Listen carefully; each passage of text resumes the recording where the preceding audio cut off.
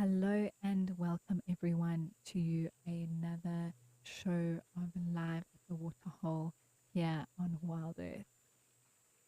We are so grateful that you have all joined us today and a very warm welcome to you all. My name is Amy and I will be with you for the first half of this Waterhole show, everyone.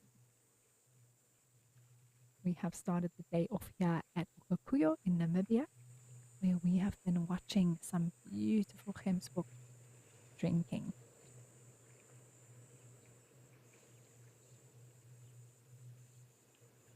A reminder to everyone that this is a live and interactive show, so please do send through your comments, your questions.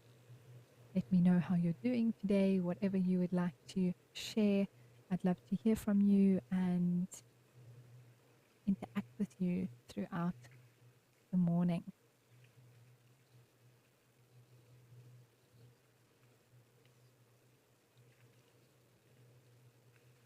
You can watch the show live on the WildEarth app, YouTube, or whichever service that you are using.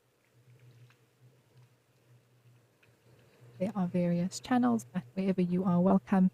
And we are so excited to see what's going to happen at the Waterhole today.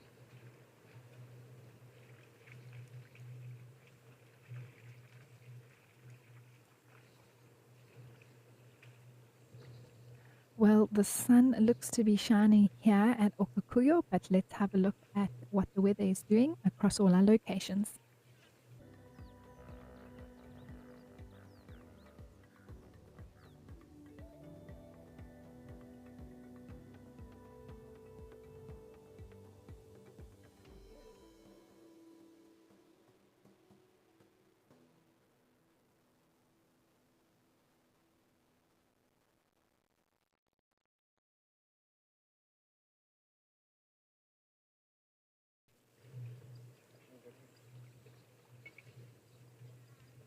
Well, as we could see there, really a rainy forecast across most of our locations this morning, except for here in Namibia. The sun is shining, everyone. So unfortunately, with the rain, there's not too much action happening at the other water holes, but we will be checking in there just to make sure if anything does pop its head out or make its way down towards the water. But we will be spending most of our time probably here in Namibia.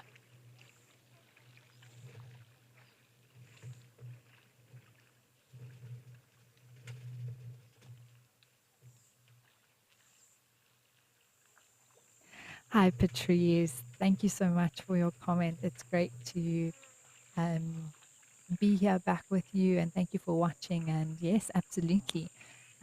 What you can learn, but also what I can learn. There's always something interesting, comments and questions that get our minds going and thinking of things that maybe we haven't thought of before. So it's learning for all of us. But I'm glad that you're excited to be here.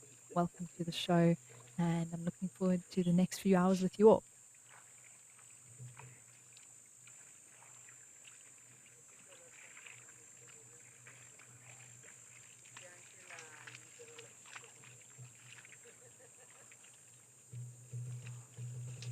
Does sound like there is some movement around the waterhole itself. I wonder if it's not those springbuck that are often, there we go, often drinking and actually wading into the water as we see so often here.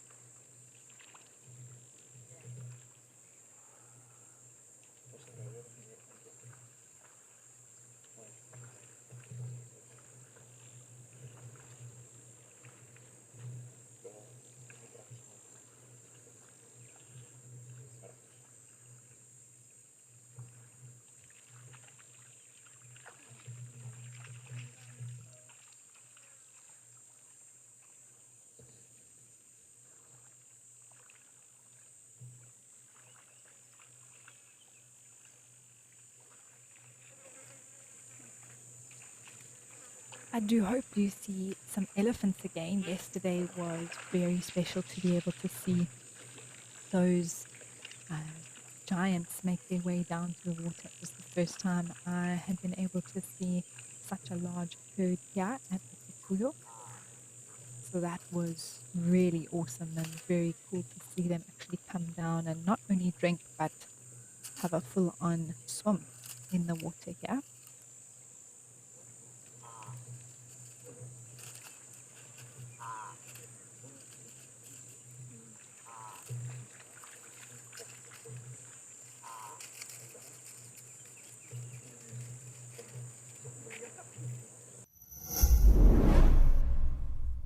Eco Training's professional field guide course can make your dreams a reality. This comprehensive program comprises 5 months of theoretical and practical training in the African bush with highly qualified instructors in multiple locations. Enroll today and receive 5,000 Rand off using the promo code.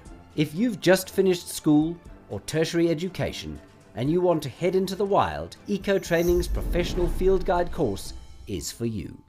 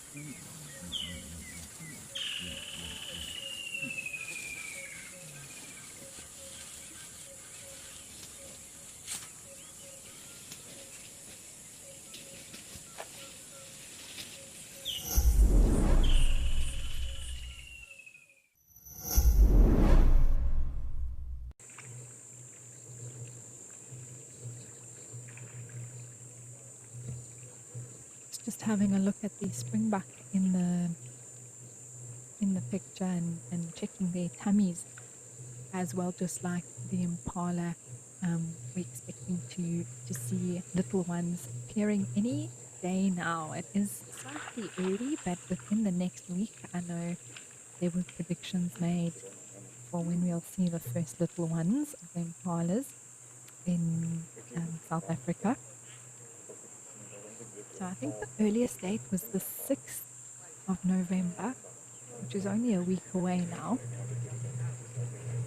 So we'll see who was right with their predictions for the little ones, and similarly springbuck will also have their little ones around this time of the year.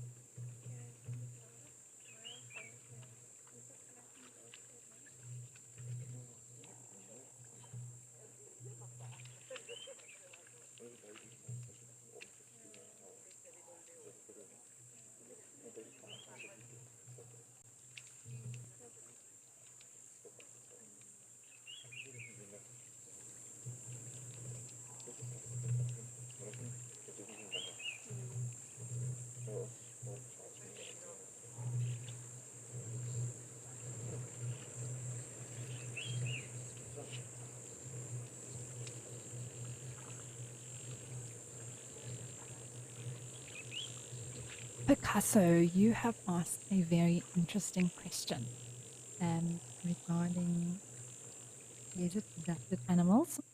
So, assuming the ones that we get to see here, particularly the likes of the gemsbok, when they get to drink, do they urinate a lot more? Um, that is a very good question, and one that I will answer to the best of my knowledge and ability. Um, but from my understanding, because they are adapted to live where they live, we have a situation where they are used to only accessing a certain amount of water, for example.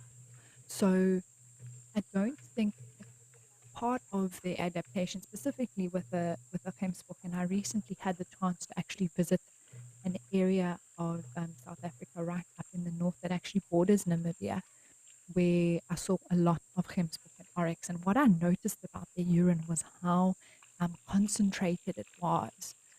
And so I think part of the that is part of their adaptation in a way is the urine and the concentratedness. I think that's the word.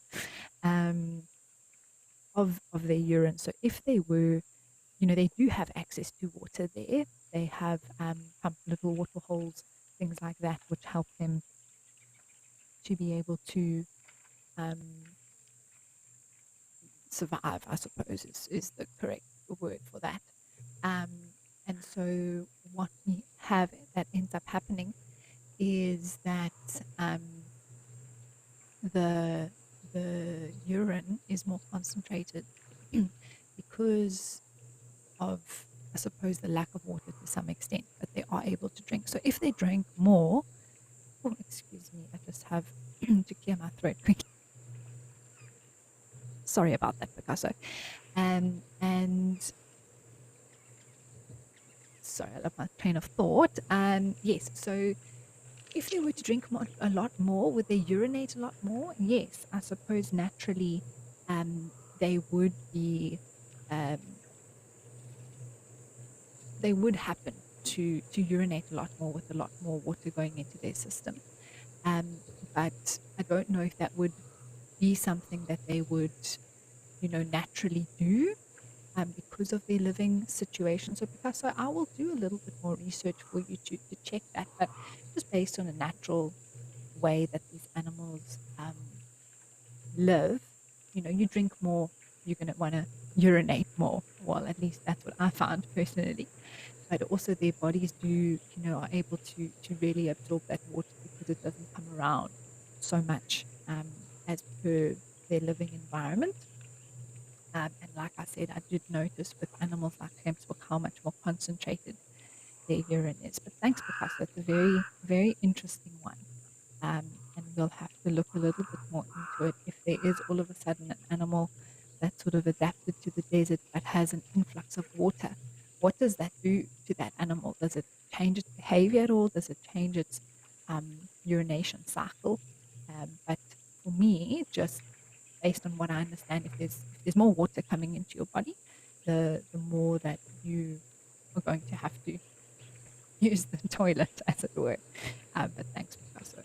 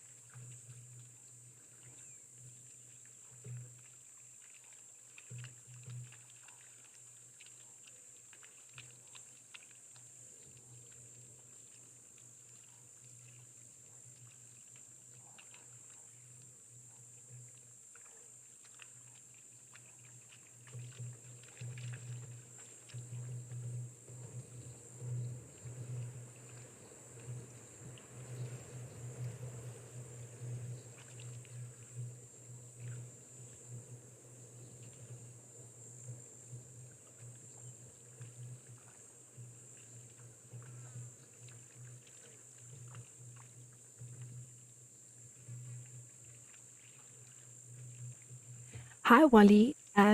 Yes, absolutely. It is quite dark, and it's an interesting observation that um, you have given there about the water. it's a lot to do with the soil that it's on. You can actually see if we have a look at the edge of that, it is quite dark, the sand that is underneath. Um, but it does have a slight reflection of the blue sky in some ways. Um, it's not that very, very brown, muddy water like we see at the likes of Madikwe, where we used to seeing the elephants coming to drink. It's a little bit more, I suppose, cleaner in that way. But it has got to do, there we go, we can just see some of that soil coming through. It's a lot more sandy, as you can imagine, because we are in the deserty area. It's a little bit more sandy. So therefore, it's not, the particles aren't as fine, therefore not getting as mixed up into the water um, as we see in the likes of Mana or Tau Lodge, where that water gets very, very, very, very muddy, which is why the elephants do love it to throw onto their bodies.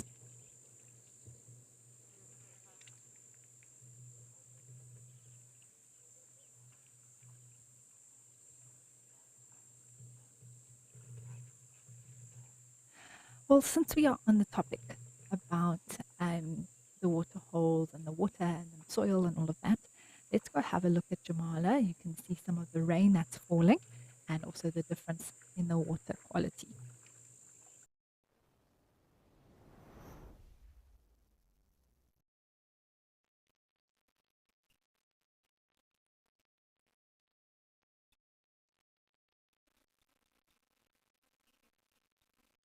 Well, there we are, everybody. You can actually see the little drops of rain in the camera and the quietest I have ever seen this waterhole.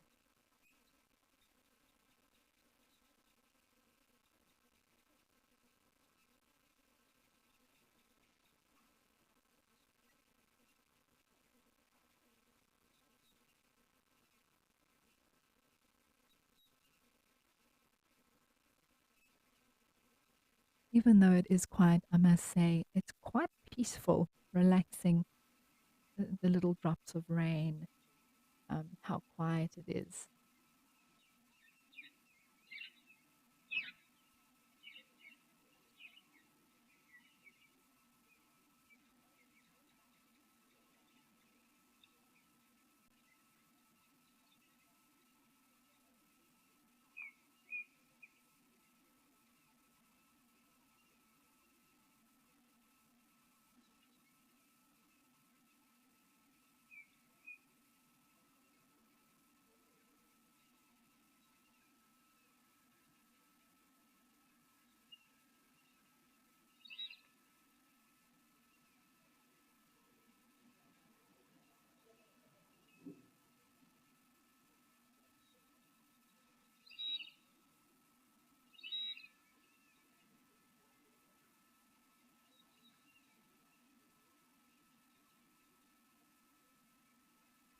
So what we can see here is that color of the soil that I was talking about. Here we have a lot more finer um, clayey type of soil that is turning the water into the same color as the ground. There is a little bit of a lighter brown, a lot of elephant dung as well that has changed a little bit of the color there that we're seeing. So some of that broken up grass, it's also the elephant's dung has what we call tannins in it, which is from the bark and the leaves which they eat. And so it brings out the sort of reddish tinge that we see there within the grass, as well as the color of some of the soil in the area. Sometimes we do actually see the elephants that change color.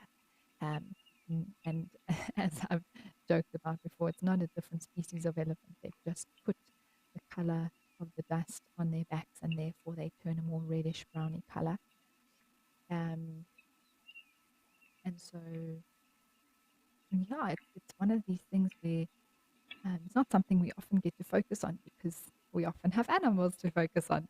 But now that we can have a look at the water, the soil, just actually see, the differences in location between a place like Bukuyo and here in Jamala.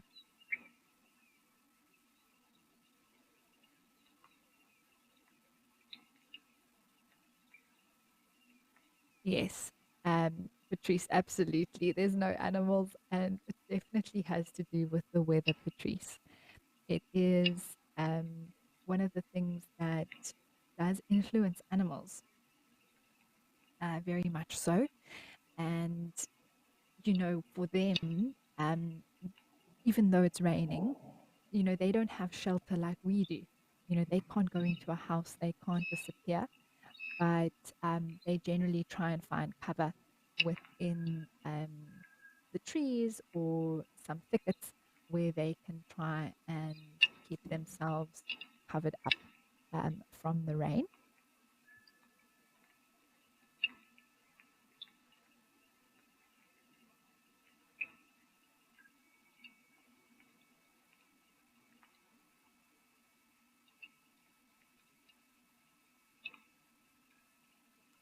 I think it was the other day with Steph where there was a green wood hoopoe moving around that tree, and Nadine was just checking if we could maybe see something like that again. But it is rather quiet, although a few birds are chirping a little bit. So maybe that means the rain is letting up a bit.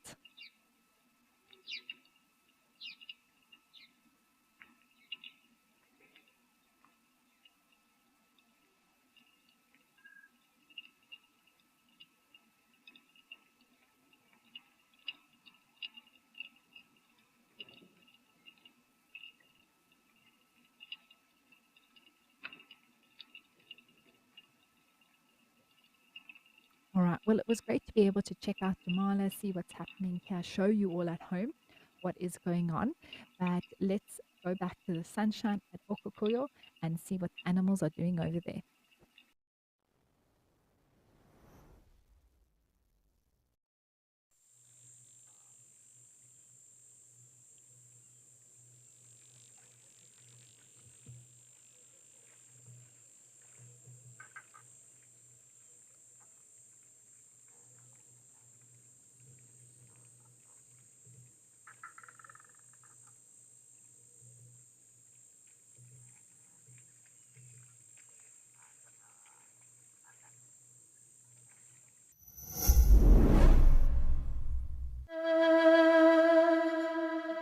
Welcome to Destination Safari's WildEarth travel show that showcases safari lodges. On today's episode, we are exploring Amakala's Bush Lodge. This is a luxury 5-star bush tented camp. Luxury suites look onto an open wildlife watering hole.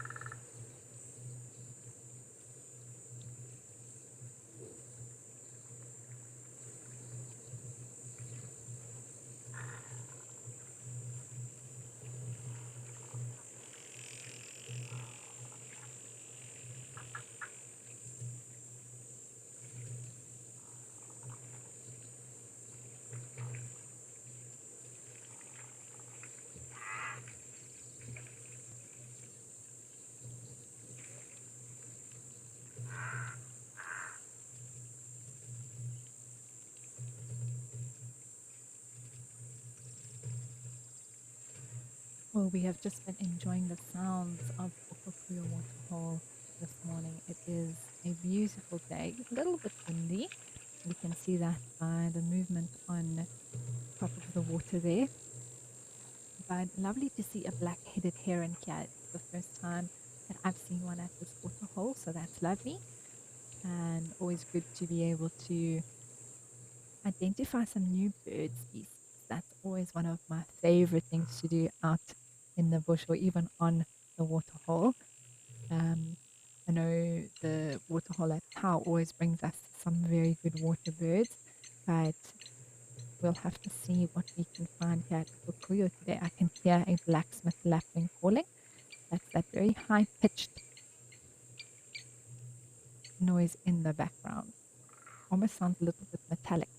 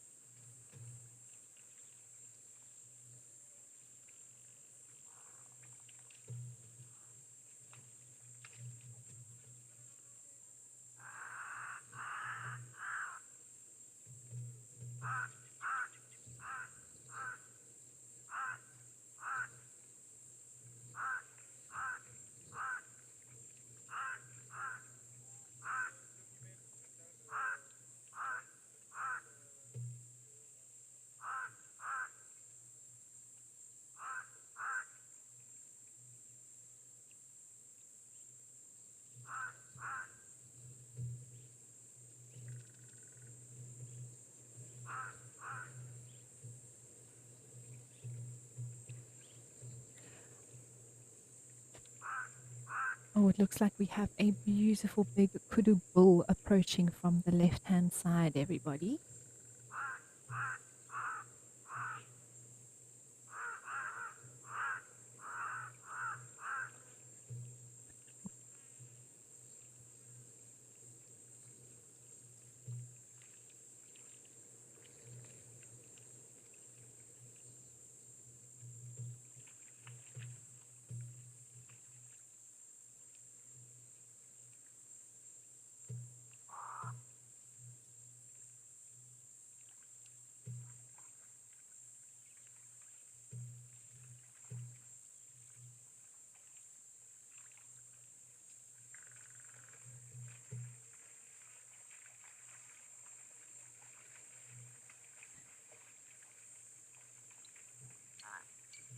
Oh, wow, we have a whole little herd approaching here, everyone.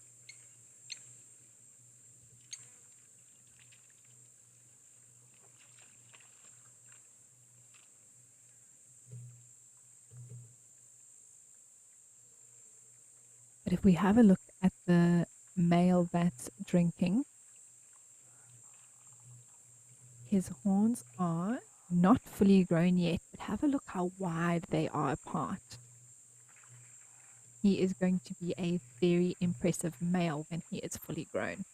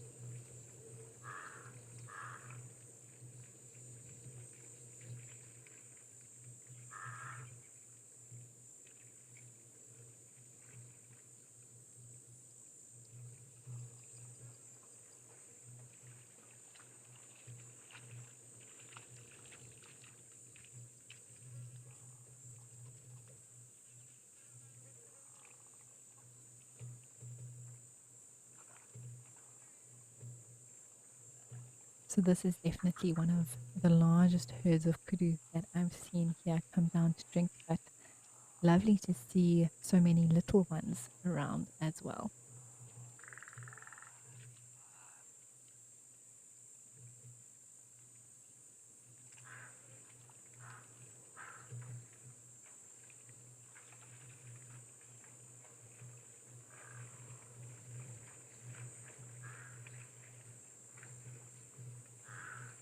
And just a reminder to everybody at home to please send through your questions and your comments. We would absolutely love to hear from you.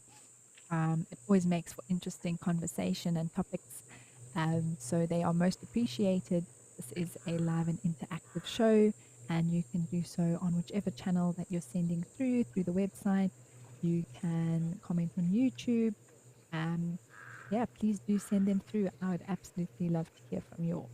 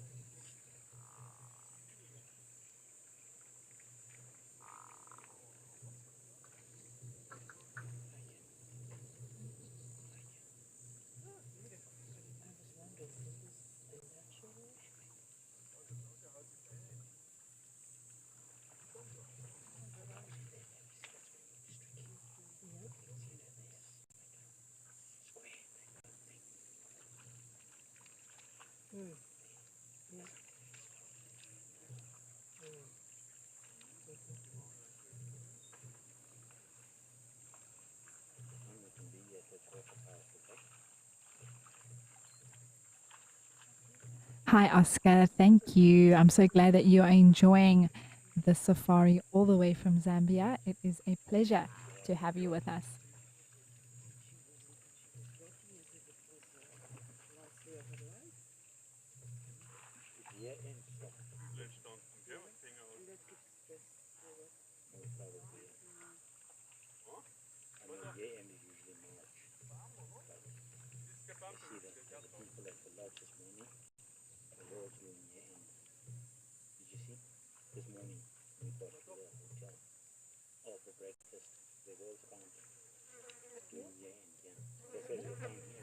So if you do hear some talking in the background, everyone, this location of the camera is at a place called Okupuya, which is a camp, and there may be guests that are also looking out at the waterhole, and so we do sometimes pick up their chatting in the ambient noise from the camera.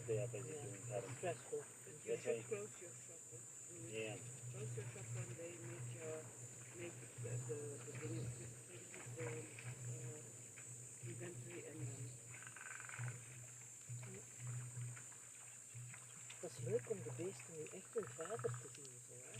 Today it's a very cool day. Morning is water is going to look this late afternoon. Elephants is going to think. Elephants is going to think later. Do you remember? Oh yeah.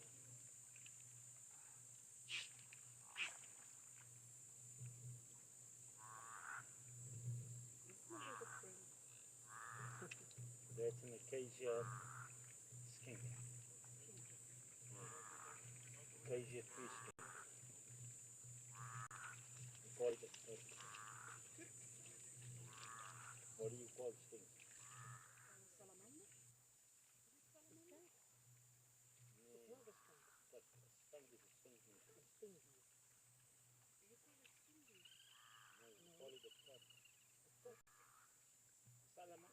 All right, everyone. Well, apparently we have a visitor to Jamala, so let's quickly head over there and see what we can find.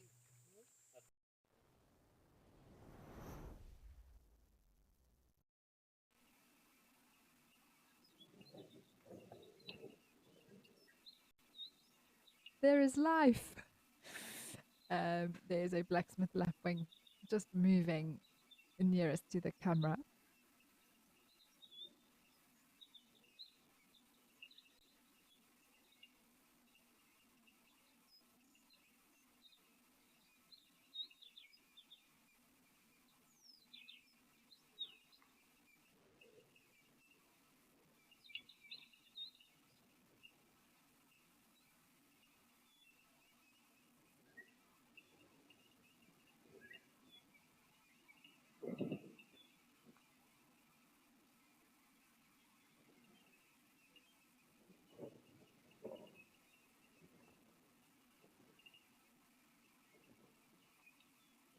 If there is one thing you can count on being able to find at a waterhole, a blacksmith lapwing is almost one of those guarantees.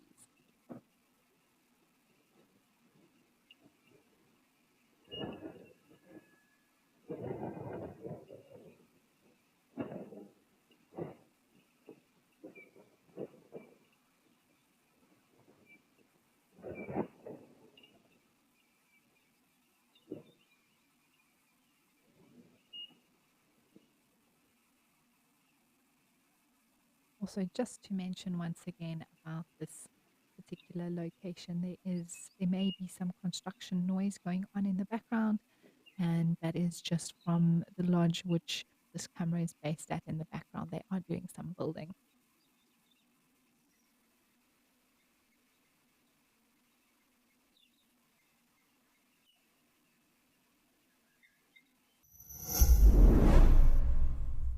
Step into a world of discovery as you join Eco Training's renowned courses in the heart of Kenya's Masai Mara. These courses are the perfect way to gain a deep understanding of the African bush, even if you have limited time. Don't miss out on this incredible opportunity to experience the wild in a meaningful and life-changing way. Enroll today and embark on a transformative journey with Eco Training in Kenya's Masai Mara, the leading force in conservation education.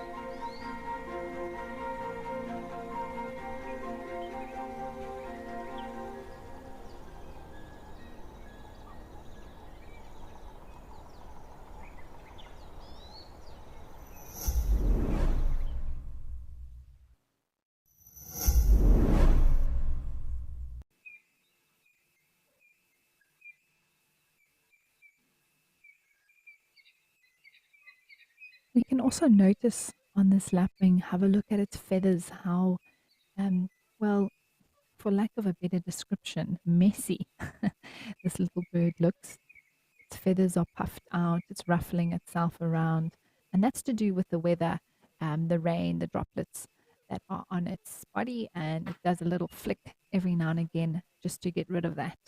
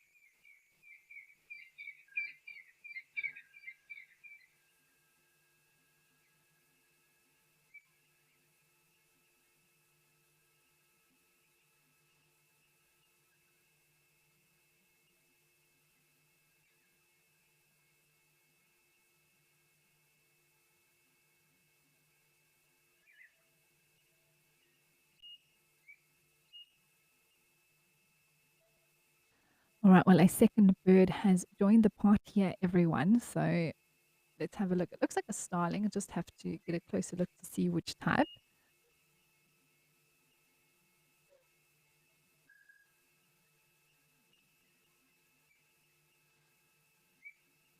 I did see a little bit of a yellow eye, so I'm thinking a Cape starling.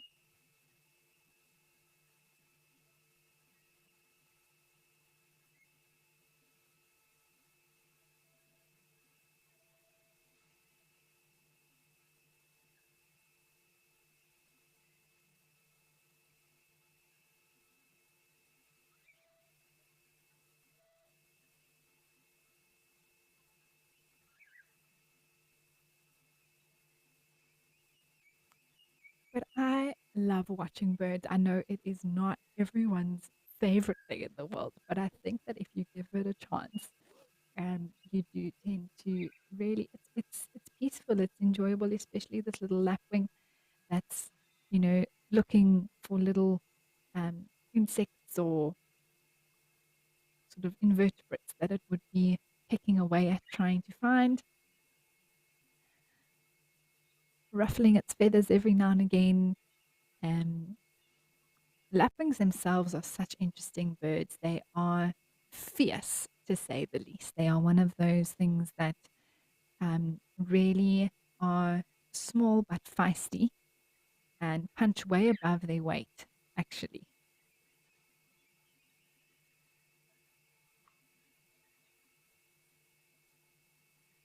They are incredible parents and really protective over their little ones. Well, that one has decided to fly away from us. But I'm seeing a few more birds here or there, as well as some calls. I heard a chinspot batis. I think there was a grey-headed bushrat calling. So we've got a few more things coming to life.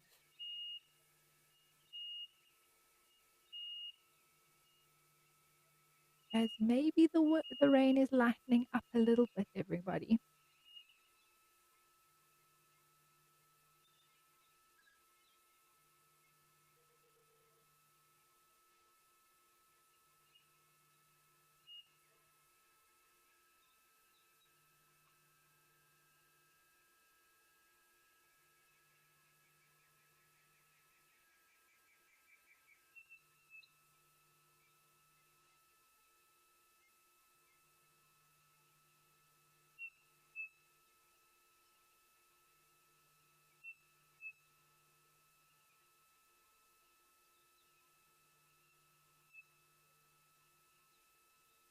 Hi, Linda and Liam. Oh, it's so great to have you. I'm so glad that you've joined us for the second week. That is so great. And we are so happy to have you. So please do enjoy the show. And wherever, yeah, the UK, I'm so glad that you're able to get your little piece of Africa for the morning.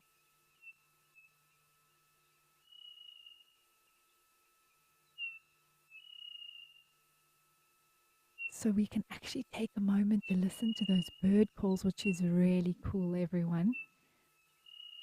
Because it is actually so quiet here at the waterhole, the bird calls are really coming through quite beautifully.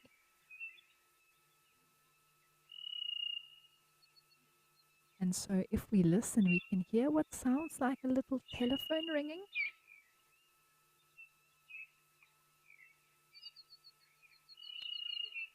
There we go. You can just hear that trill that comes every now and again. And that's from a bird called a brew brew, B-R-U, B-R-U. You can have a look at what it looks like. It's a little black and white bird with a little bit of an orangey auburn streak down its flanks or the side of it. It makes that distant telephone ringing noise. That's how I've learned that bird call.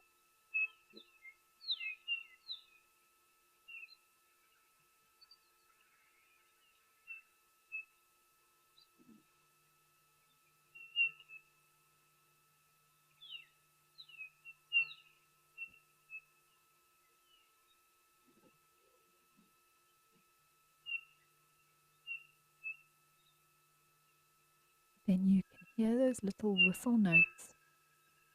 Ooh, there's one very close to the camera that just called, and that is from a chin spot batis.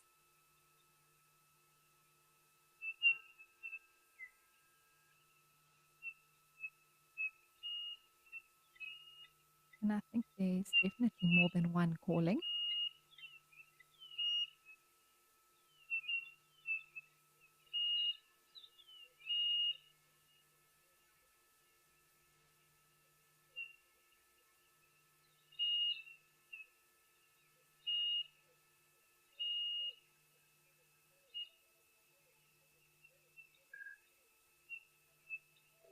And so these birds are calling. It is the time for these small little tree dwelling birds to be mating and breeding for into the summertime. And so they call to let other birds know that they are here and in the area, and also to let the females know that they're around. And so often, especially in this cooler weather, we hear these birds calling because of the sound is a lot clearer with the moisture in the air.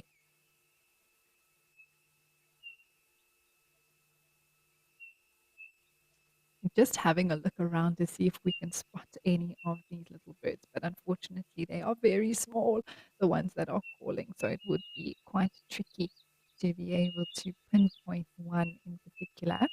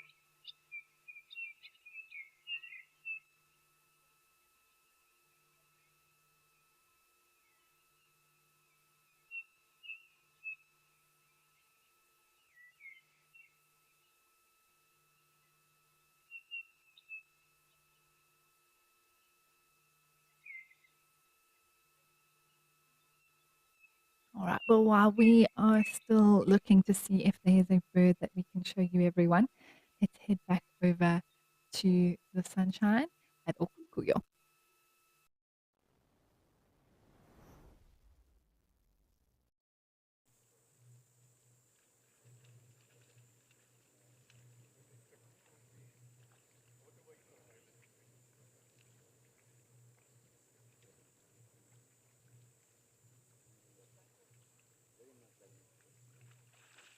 All right, well, a familiar scene greets us here, everyone, and how lovely it is.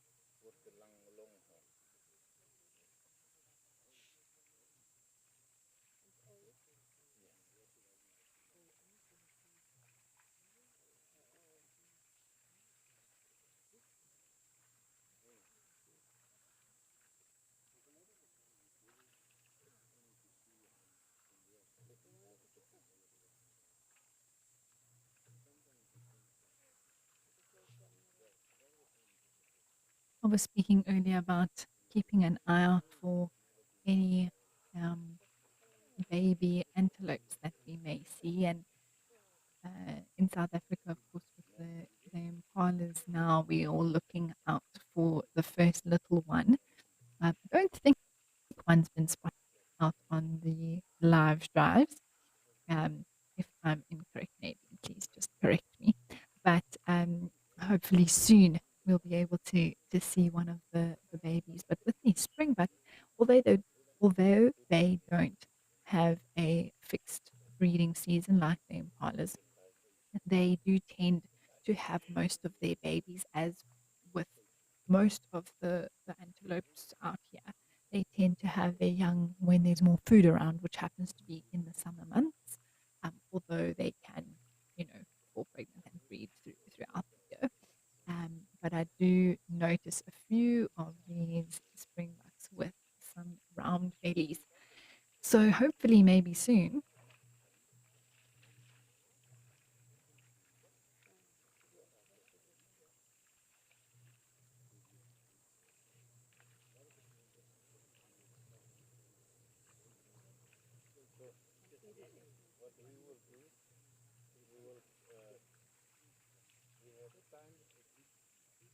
So hopefully soon we may see some baby springbucks around at Okukuyo as well.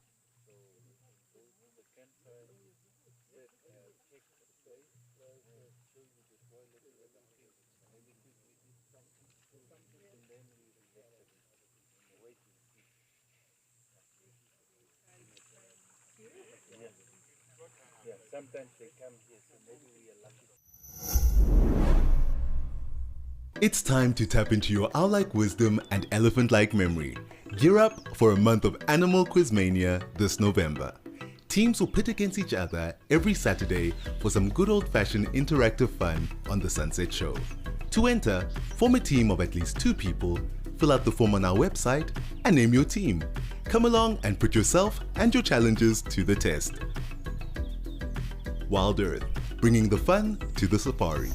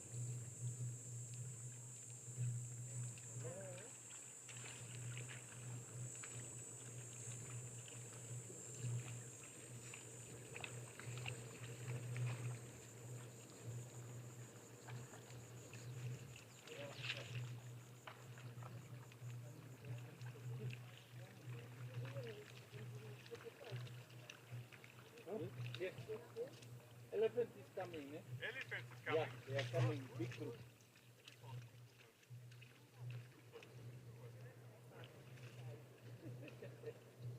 We have a springbuck going for a full-on swim today, everyone. He wants to go and sit on top. But here you can also see nice.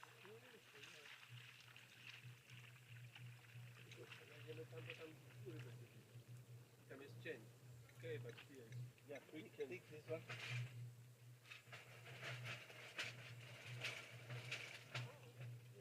In the same.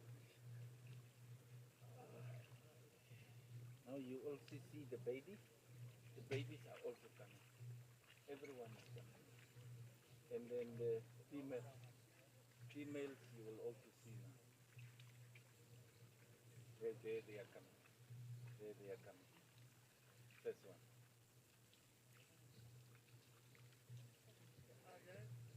They will go away now. Other animal must make way.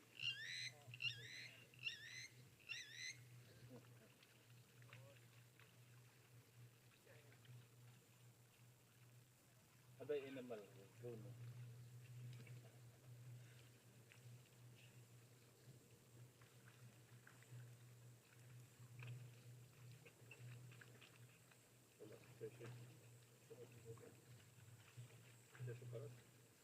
There's the small one.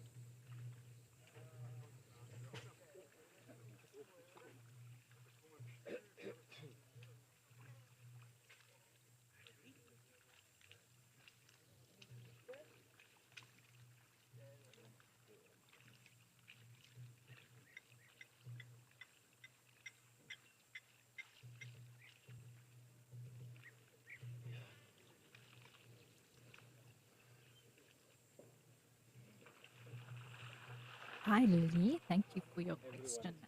You want to know about rollers in the area, and as far as I know, in Namibia, we do get some of the rollers occurring here. Actually, I think all of them can be seen, although perhaps not maybe as common as some of the other locations. But yes, I did just double check to make sure that I'm correct. And yes, things like the lilac breasted roller, the European, which I actually haven't seen yet, but they do arrive, of course, for the summer. Oh, but yes, Lily, definitely rollers can be found. Um, and here we have the elephants, everyone, coming down for a drink.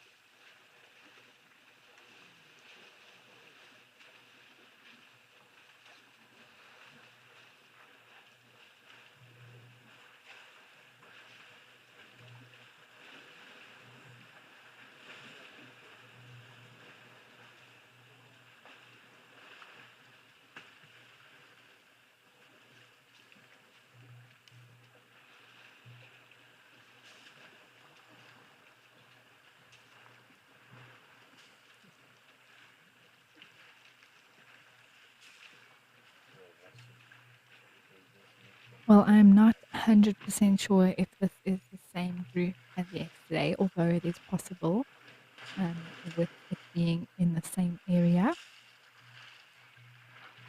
But this is so special, everybody.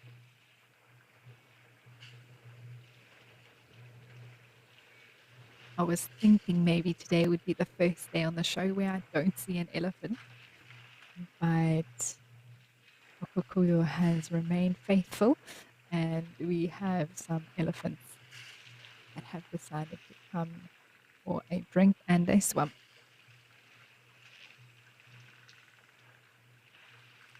Yes, Jive Bunny, I totally agree with you. It is a lovely parade of elephants for us. They are really putting on a beautiful show.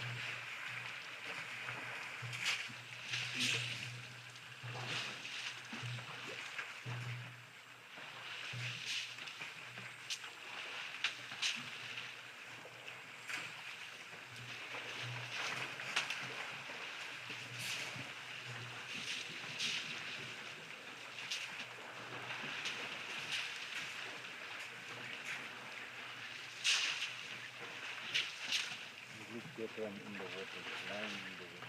Yeah. One is lying in the water.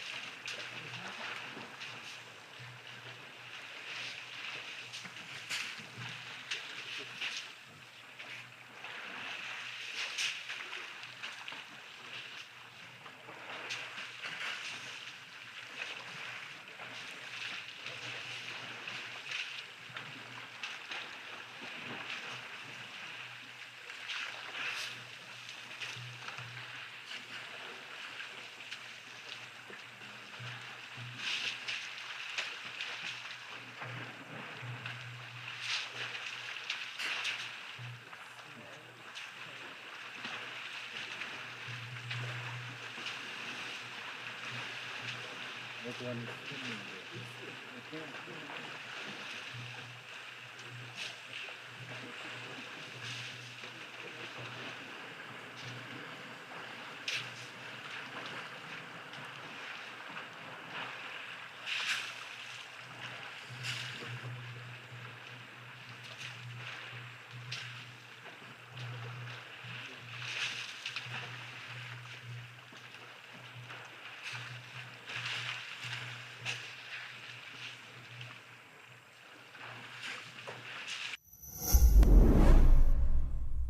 Are you scared of the dark?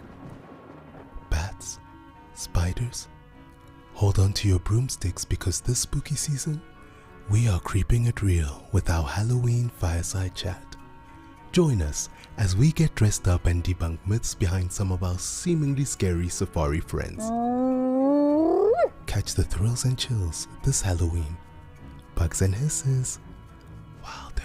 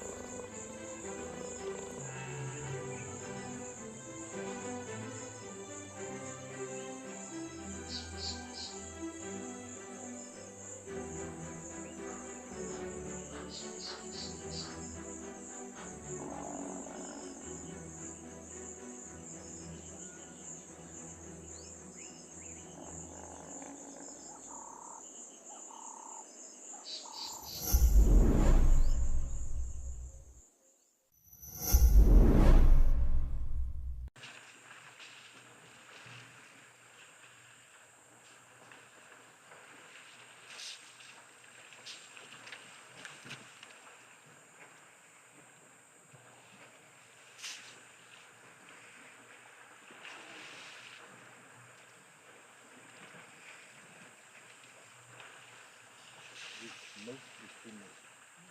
Yeah, maybe one or two male. Or two female. Females stay normally with the family, brother, sister, sister. Yeah, they stay together. Hi, Catherine. Yes, Female male stay absolutely. alone. A Ellie pool party. How lovely is this?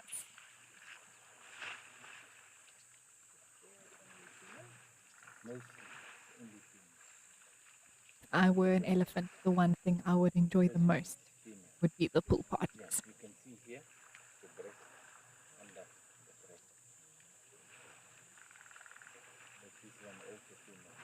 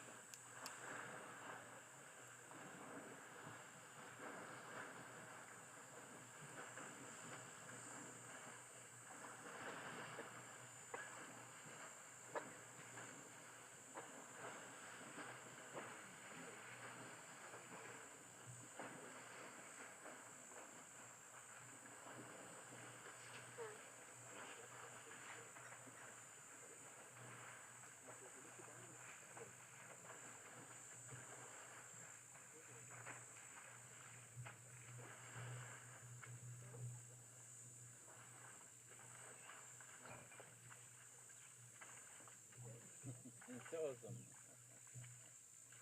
They are the kings and queens. Because if they come, everyone has to.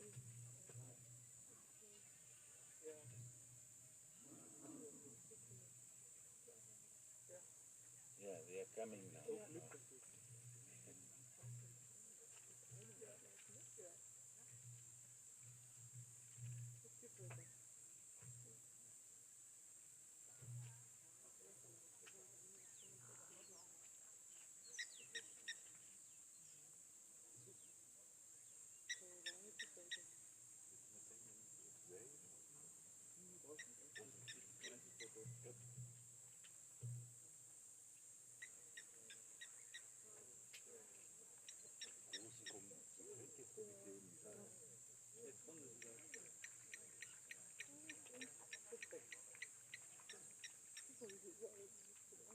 For me, there's something so special about watching elephants move like this.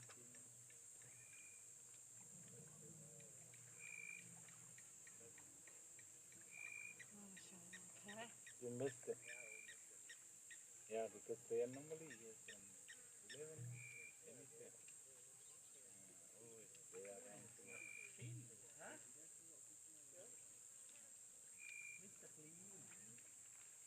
So you're coming from the other side.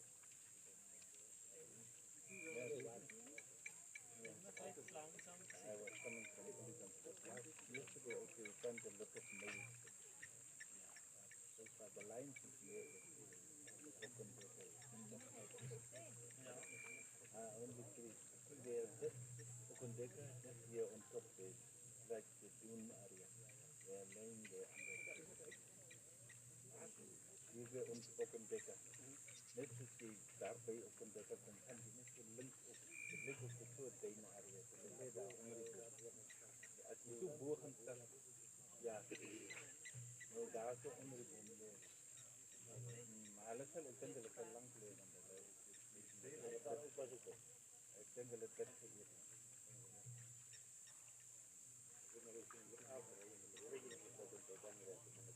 Net linkerkant so op daai pad wat so raak. Ja. You can see a few of those elephants now using their trunks to pick up some dust which they are throwing onto their backs.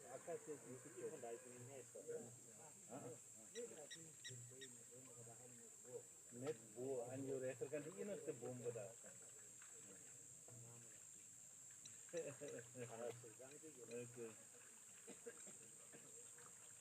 It was good.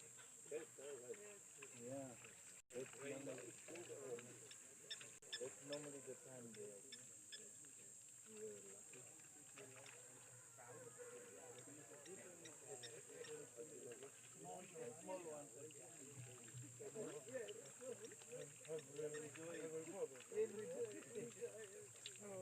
No problem. Now, if they are coming, everyone must go.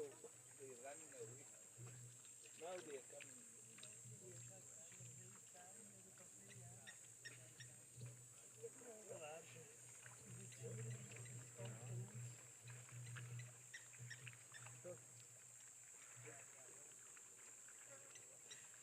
Also, just to remind everyone, especially perhaps those viewers joining us for the first time, if you do hear any sort of talking in the background, it is not the animals. We don't have a new species out here in the bush, but we have guests that are at the lodges that overlook these water holes, and sometimes they do come out to, of course, see the beauty of the view, and we sometimes do pick up their talking on the microphone that is with the camera. So we do apologize for that, but just so that you know where that is coming from.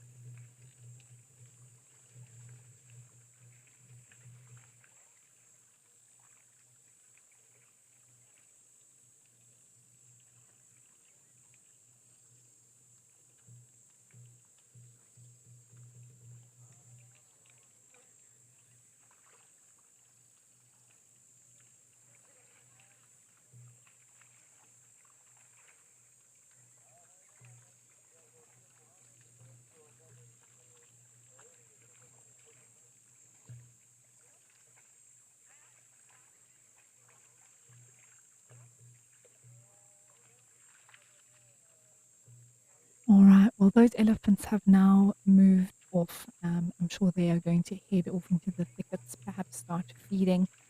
Now that they've had their drink and cool down, they're ready to go get the food they need for the rest of the day, and even take some time to rest as it starts to heat up. But as they've moved off, so the springbuck have all come back to the water.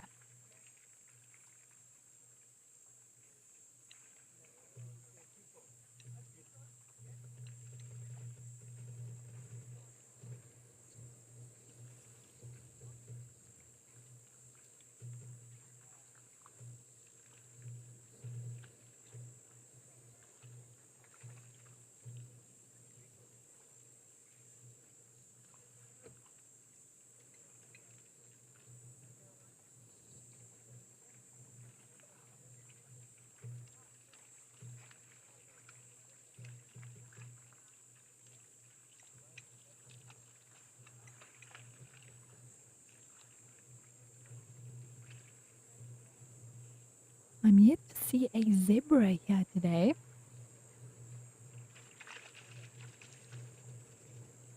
So we'll have to keep checking to see if any do approach. It will be the first time I haven't seen a zebra at Okukuyo since doing the Waterhole show. So we'll have to check if there are any that do come from the background.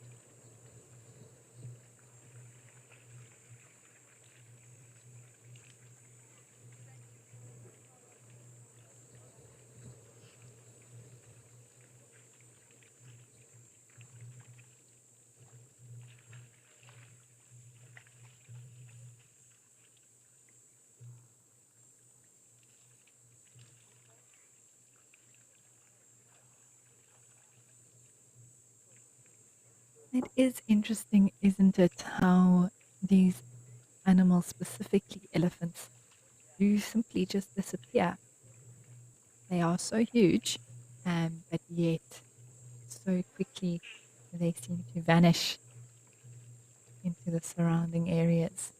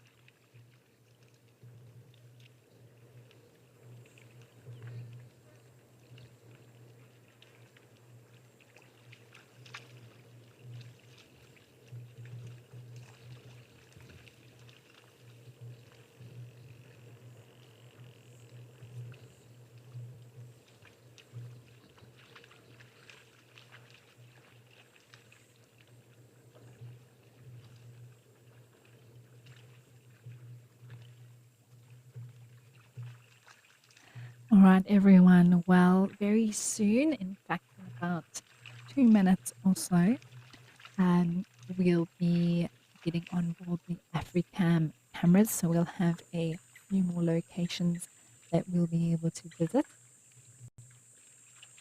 And so, although for the most part, it is raining all over the show, we may be able to follow up with a few things and see if there's any visitors who have braved the rain to the watering holes.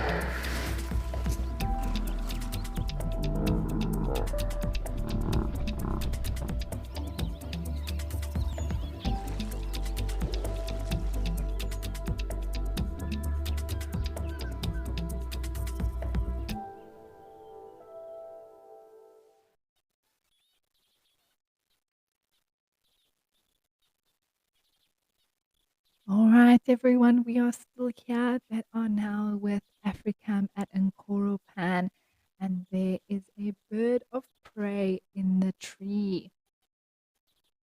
A very warm welcome once again. If there are any new viewers that are joining us, we have had a relatively quiet morning at most of our locations, except for Okukuyo, where we did have some gemsbok, springbok, and a beautiful herd of elephant that came down to drink. And now we have Africam on board, um, their cameras on board, and there is a bird of prey here, which I am trying to identify to see the features that I can use. It looks like it's brown for the most part. I also see a little bit of a yellow bill, and there's one little thing that's sticking out to me, and that's if I look at the head, there's a little bit of a, how do I say this?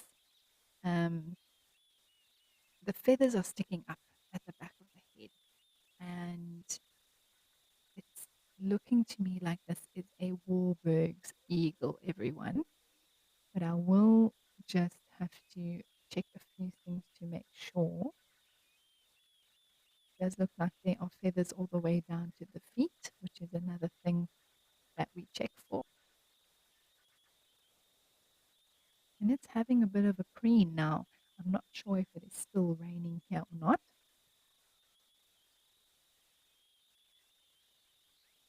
But this bird will just be sorting out anything that's out of place from the colder and wetter weather.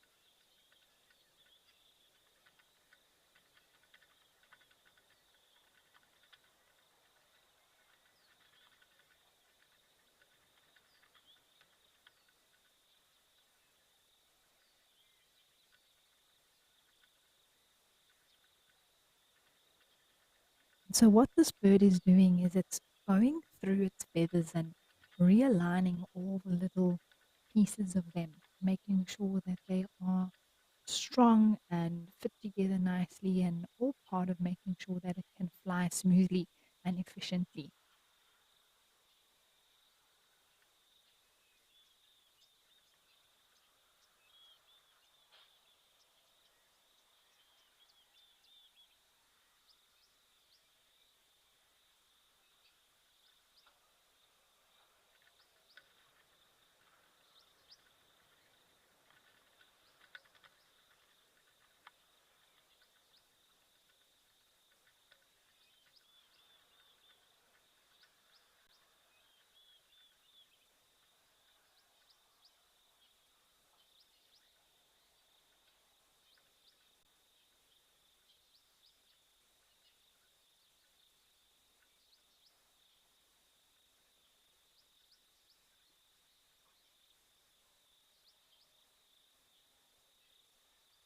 So this Wahlberg's eagle is a migratory bird. It's not one that we see all year round, and they actually move between Africa. So we call them a intra-African migrant, and they are usually moving between the northern and southern parts of Africa for the most part.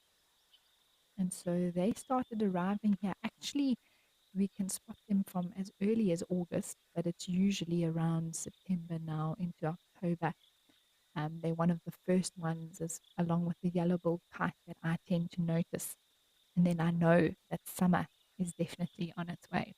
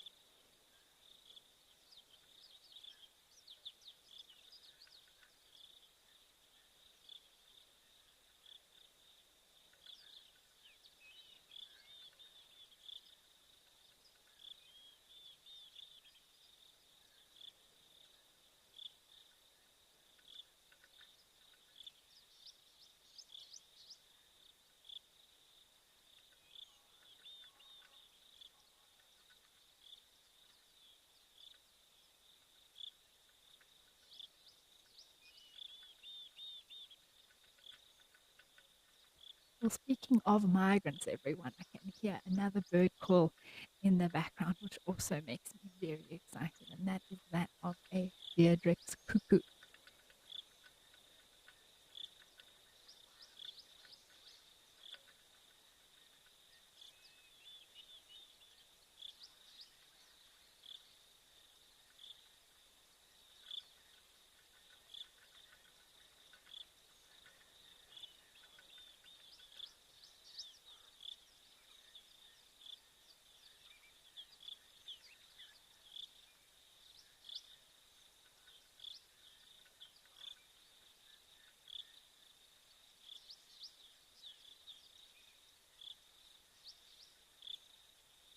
All right, well, while this Warburg's eagle continues to get its feathers sorted out, let's head over to Oldonyo to see if we can see some giraffes.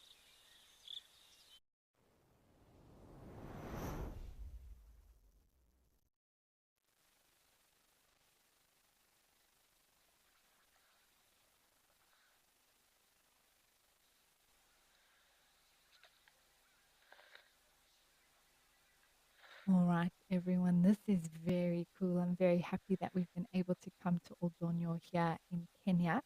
Just a warning that sometimes this picture does break up unexpectedly, and if it does happen, we will have to link away to another camera feed. But while the picture is stable, let's enjoy this beautiful scene of these giraffes drinking together.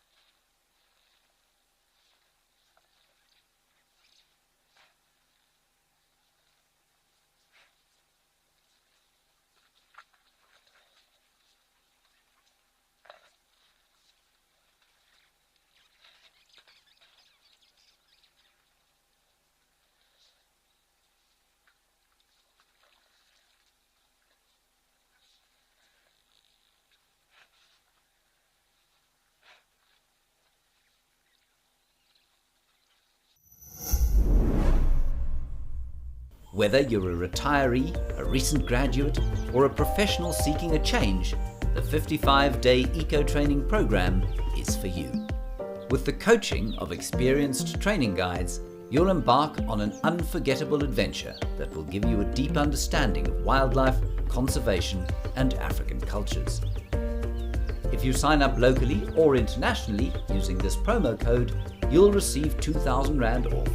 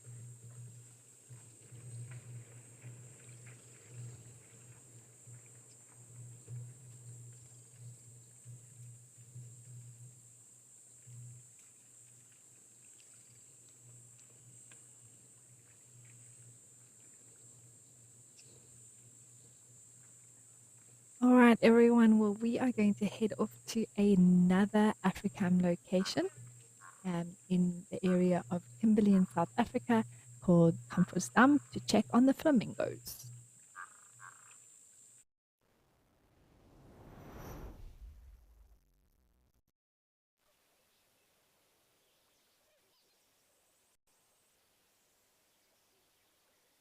All right, everyone. It's been a while since I've actually been to this location on the show, so it is good again to see some flamingos. Nadine was saying they are very pink today. So there they are, some very pink flamingos for all of you viewers at home.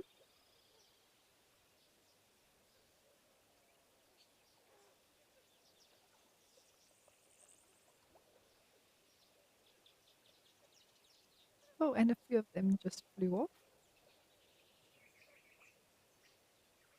There are a few other birds around as well that we can see. Some of these smaller ones in the front look to be red-knobbed coots, another type of water bird. There's also some black-winged stilts further back there with their long, skinny legs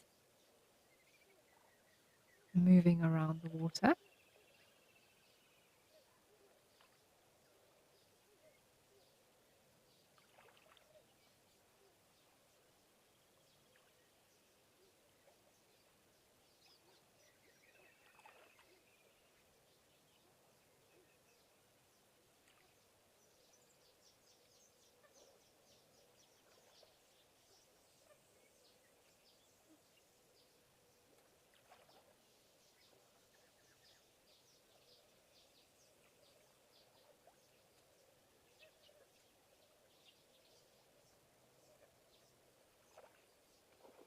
can actually see that a lot of these flamingos look like one-legged flamingos.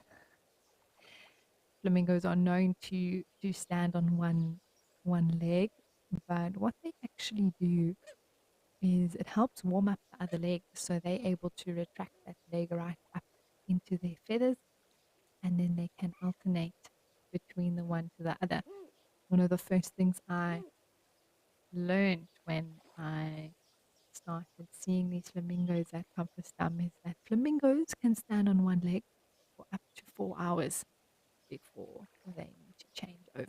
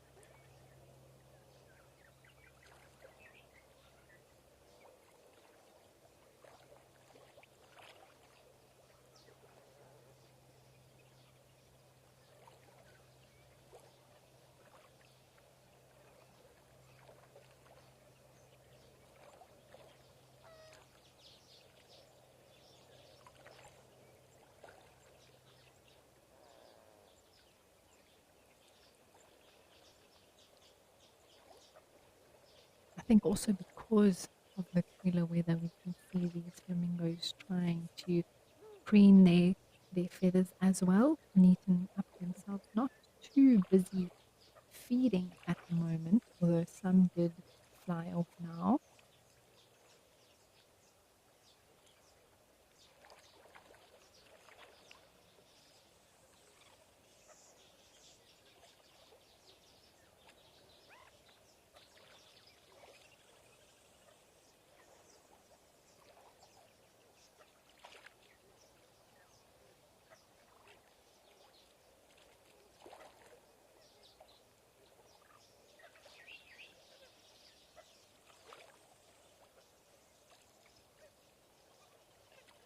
Hi, Oliver. You think that these birds are the prettiest? They are very unique and very pretty for their unique color, of course. The bright pink orangey color of flamingos is so unique.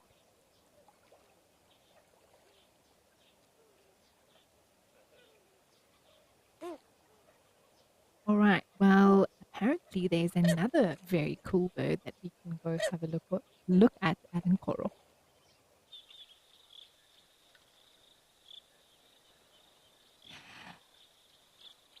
All right, everyone. This is actually very cool. So, I'm so glad that you were able to come have a look here. Two cool birds. I think the second one was unexpected, but let's focus on the one that was originally in the picture that is seated there on the side with the little brown head. Oh, it's flown off. But that was a lesser striped swallow, everyone. So those birds we don't actually often see seated for too long. And often they do come down not only to drink, but also collect a little bit of mud, which they build their nests from. It's also a migratory bird, the lesser striped swallow. So they've also come back now, and we're getting to see more and more of them around. But the one that's in our picture at the moment is a type of sandpiper. So it's also a small wader bird. Wading just means that it walks through the water like this, picking away at little aquatic invertebrates.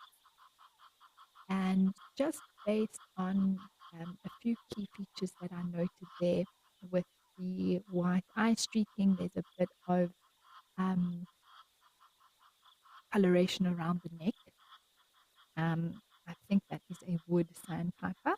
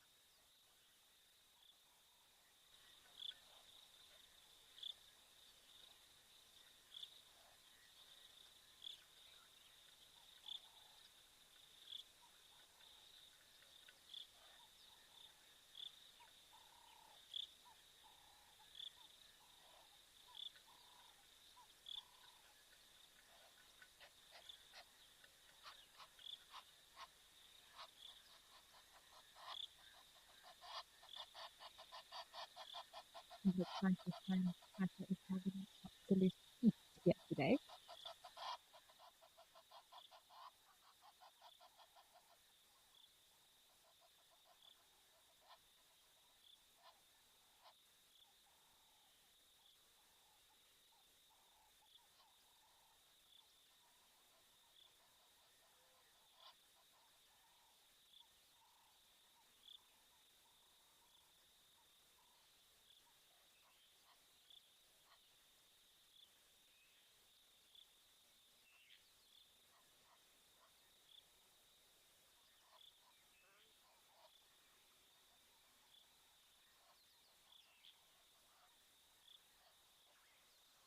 It does seem that the rain has lifted slightly. I do see, I think, the swallows landed again on the side of the waterhole there on the right.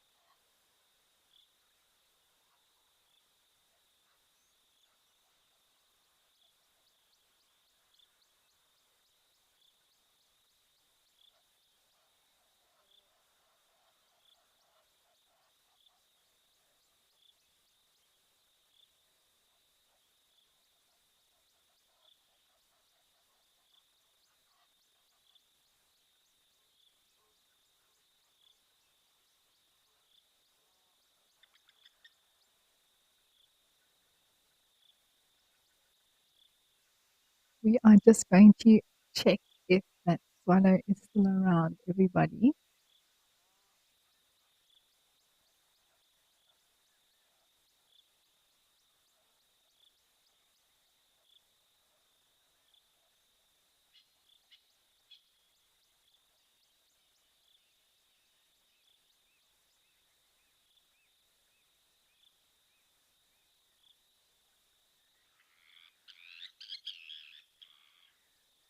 It does look like the lapwings are still here, so is the sandpiper. I was just actually having a check there by those lapwings if there were any chicks around, because it is one of those things that when there's two like that, if there are any little baby lapwings around, but I didn't tend to see any.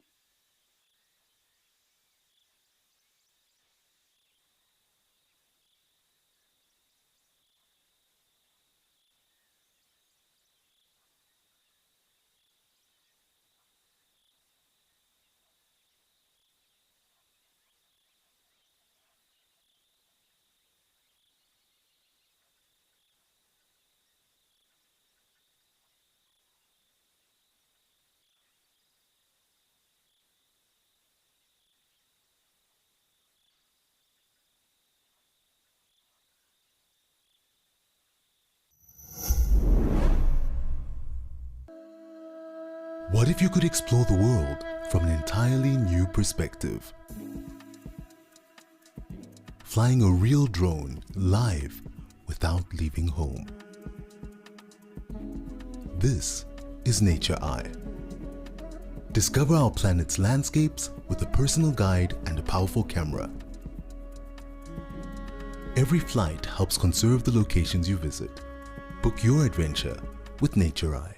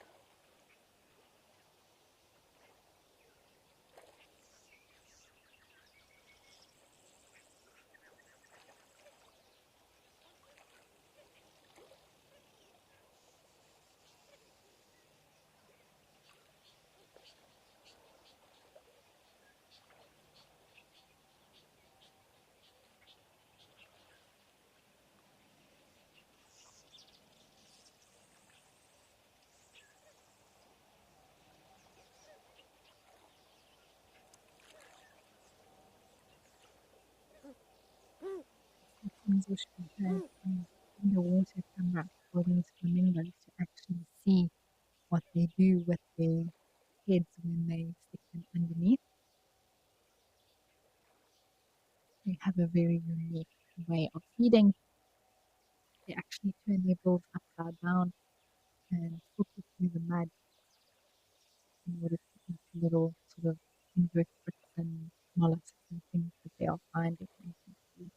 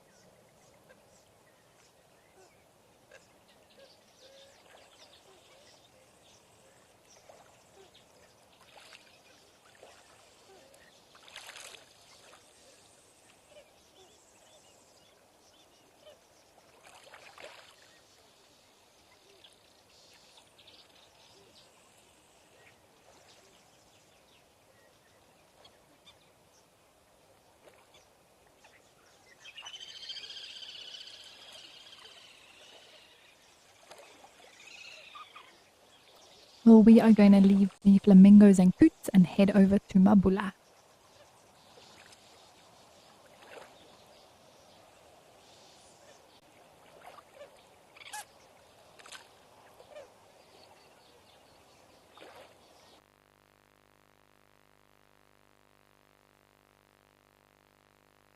Well, here we have a blacksmith lapwing sitting on a nest.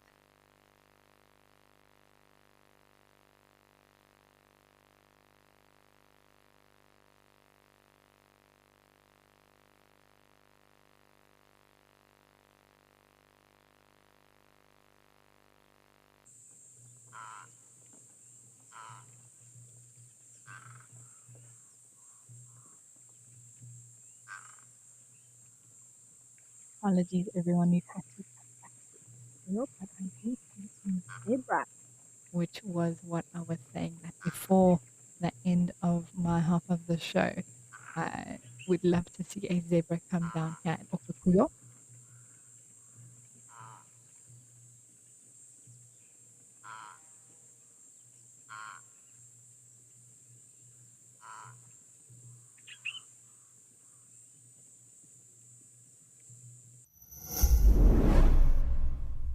It's that time of the year, filled with tricks and treats.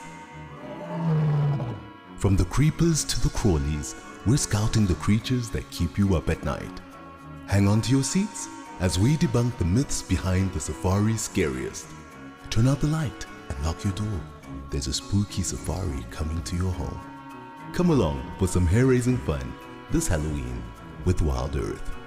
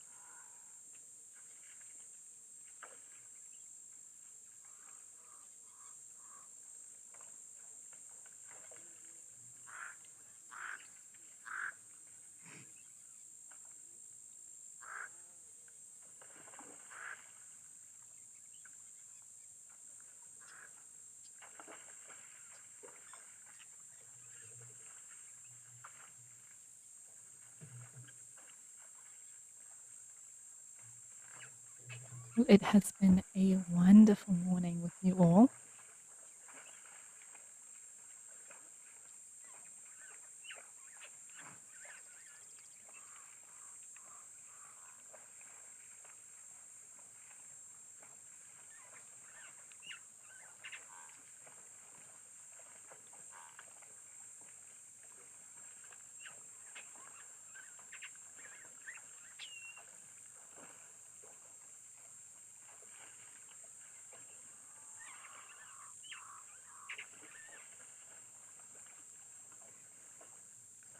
All right, everybody, it has been fantastic to be with you for this first half of the show, but lucky for everyone, the show is not ending. We are only halfway through, so I'm going to be handing over to my colleague Liam, who will be with you for the next few hours until 3 p.m., until the afternoon safari drive.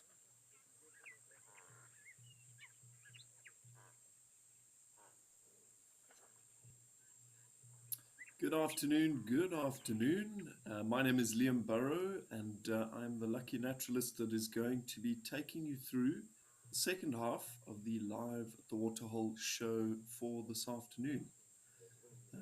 I'm coming to you live from the comfort of my home in the town of Nelspruit in South Africa's northeast, quite close to the Kruger National Park.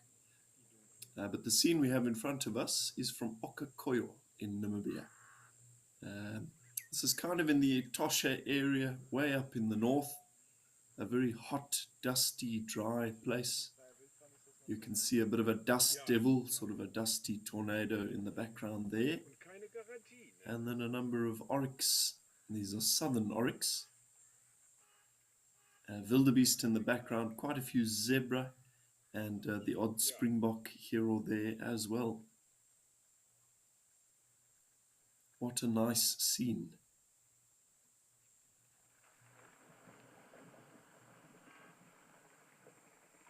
Yeah, it's looking pretty hot and sunny this side, but across much of South Africa, further to the south.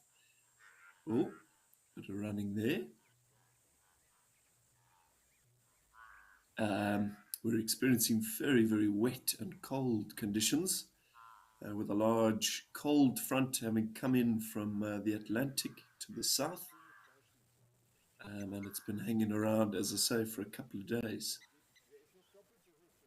Yeah, I didn't see any clear sign of a predator there, possibly the arrival of something like a jackal. We certainly had that happen yesterday. But most of these antelope and things seem to be relaxing and coming back to the water's edge. So all good.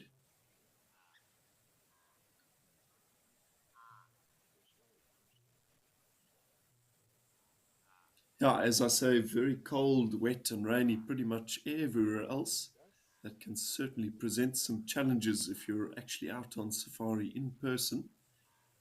Obviously, the wildlife will be feeling as wet and as miserable as you are. So it can lead to a bit of a reduction in activity.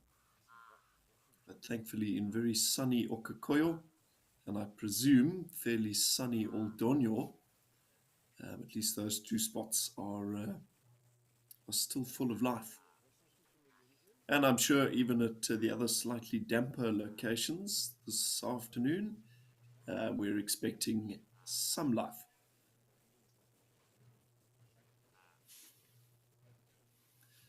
Cool. I think time now, speaking of Oldonyo, to head up to southern Kenya and check things out over there.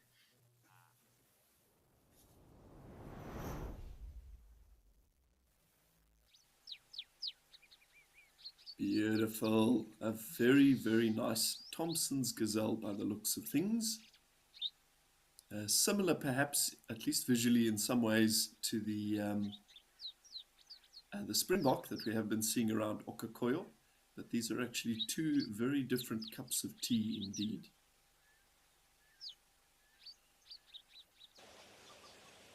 Apologies there, Oldonyo seemed to freeze on us, so we've rapidly switched over to Comfers Dam, much further down south in South Africa, in the area of Kimberley. Now this is an area pretty famous for mining, in particular diamond mining. And ultimately, the efforts of one of the larger mines in this area, as well as a very dedicated team of ornithologists, has led to the establishment of this wonderful protected wetland area, which has now become one of the greatest breeding zones for the lesser flamingo in the entire continent of Africa. There are only 7 sites out there where these very impressive birds can actually safely breed. So this is a very special spot indeed. You can see kind of the fence in the background there, part of the protection of this area. Ideally, you don't want domestic animals and that sort of thing coming in. Stray cats or stray dogs could be particularly bad for a colony of flamingos trying to raise their young. So yeah, best those things are kept out. The flamingos look to be taking it quite easy today. It doesn't look as windy there as it is where I am. It's still perhaps a little bit overcast and cool.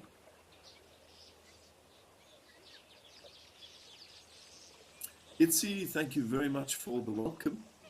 Nice to have you on board this afternoon. And hopefully it turns into quite an exciting afternoon. I'm sure it will.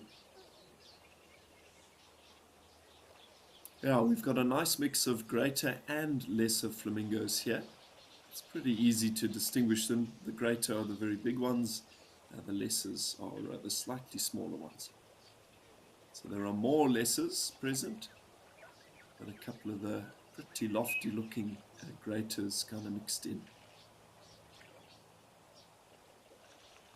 They feed on the same sort of food sources, blue-green algae and diatoms, sort of plant material that is growing in that very, very salty water. Thankfully, there is more than enough food to go around, so the two species don't necessarily do too much competing, and they're fairly happy to share. I think the theory being safety in numbers.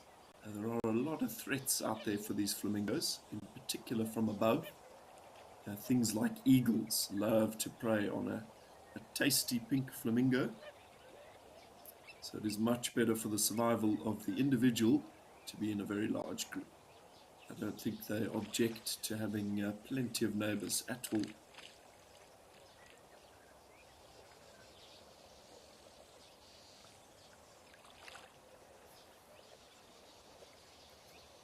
Well, variety certainly is the spice of life, so let's head down to Tembe in South Africa's KwaZulu-Natal to see what bird life is on the feed there.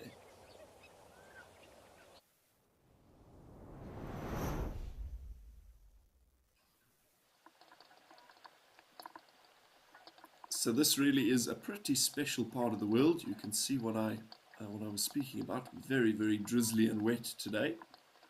So Tembe is in South Africa's KwaZulu-Natal province, basically right on the coast, but it's in a pretty unique spot, quite close to the southernmost boundary, or the southernmost border with Mozambique.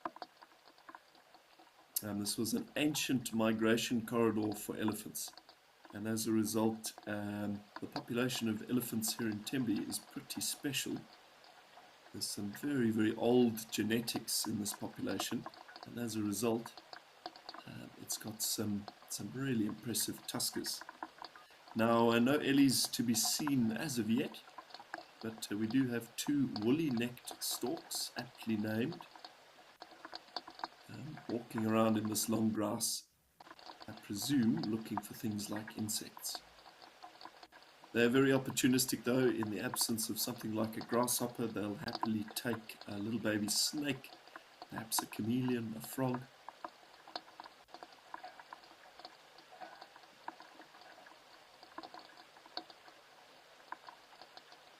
And this is almost certainly a breeding pair, a male and a female. And many of the woolly-necked storks do reproduce in South Africa in the summer months. They build a very scruffy looking platform nest out of twigs and branches and raise a clutch of probably up to about 4 chicks on that platform.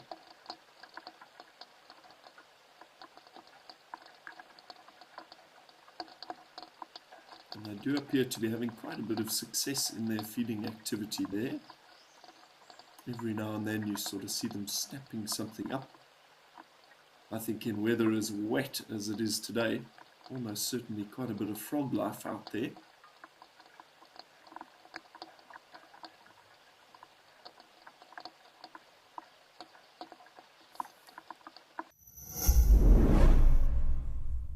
I started watching WildEarth during COVID. I decided that I wanted to study more, and I saw that Eco Training Pridelands was doing courses, and I decided to do the 8-week online theory course at the end of last year. There's just so much out there to learn and to experience. Sign up for an Eco Training digital course today with the promo code to receive 200 Rand off.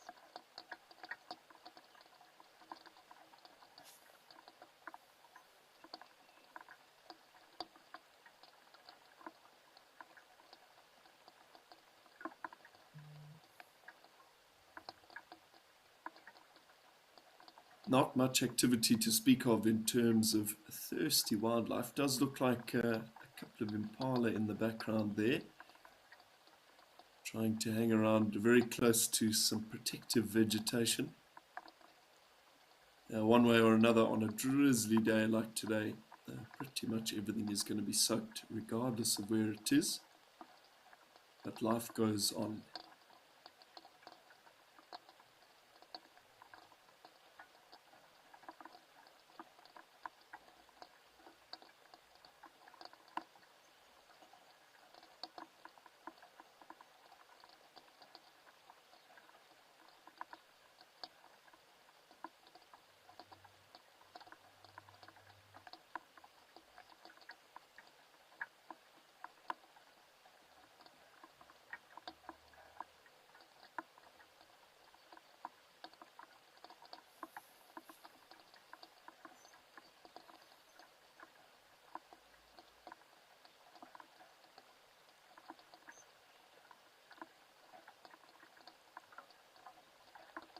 So there are actually a couple of antelope here. That is not just impala as I had originally sort of thought from a bit of a distance there. The antelope on the left there is an adult impala ram. But the two on the right are actually female nyala by the looks of things. And they both have those lovely reddish coats, but the female nyala has those very prominent vertical stripes up the entire length of her body. I would say one of our most attractive antelope species in South Africa, to be sure. Certainly a favorite for me.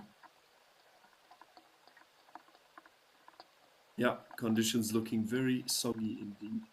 In an attempt to spend a bit of time out of the drizzle, they've kind of anchored against the bush. And those nyala anyway are taking the time to masticate, to regurgitate the contents of one of their forward stomachs. They've got a four-chambered stomach, much like a domestic cow. So they'll regurgitate, they kind of bring up the rougher stuff, chew it again, and send it back down into that digestive process for a bit more refinement. It's quite an efficient stomach system, and it means that you can spend quite a bit of time just kind of relaxing, lying down, not necessarily like something like an elephant, which needs to just walk constantly, shoveling more and more food sort of into the stomach. Impala doing a bit of cud chewing as well.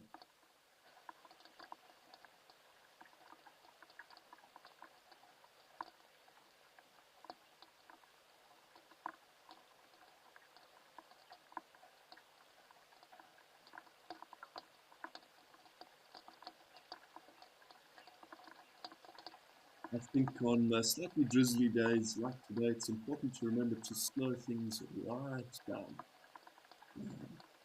Certainly something I've learned in the last decade or so of conducting safaris in person in these wild places. It's very easy to fall into the trap of panicking when things get a little bit quiet and just racing around in a desperate attempt to find anything.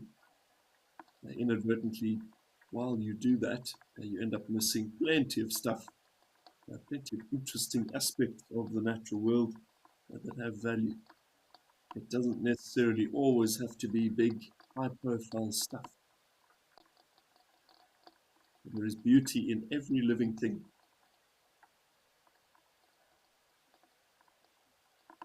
Lady Macbeth, it certainly is.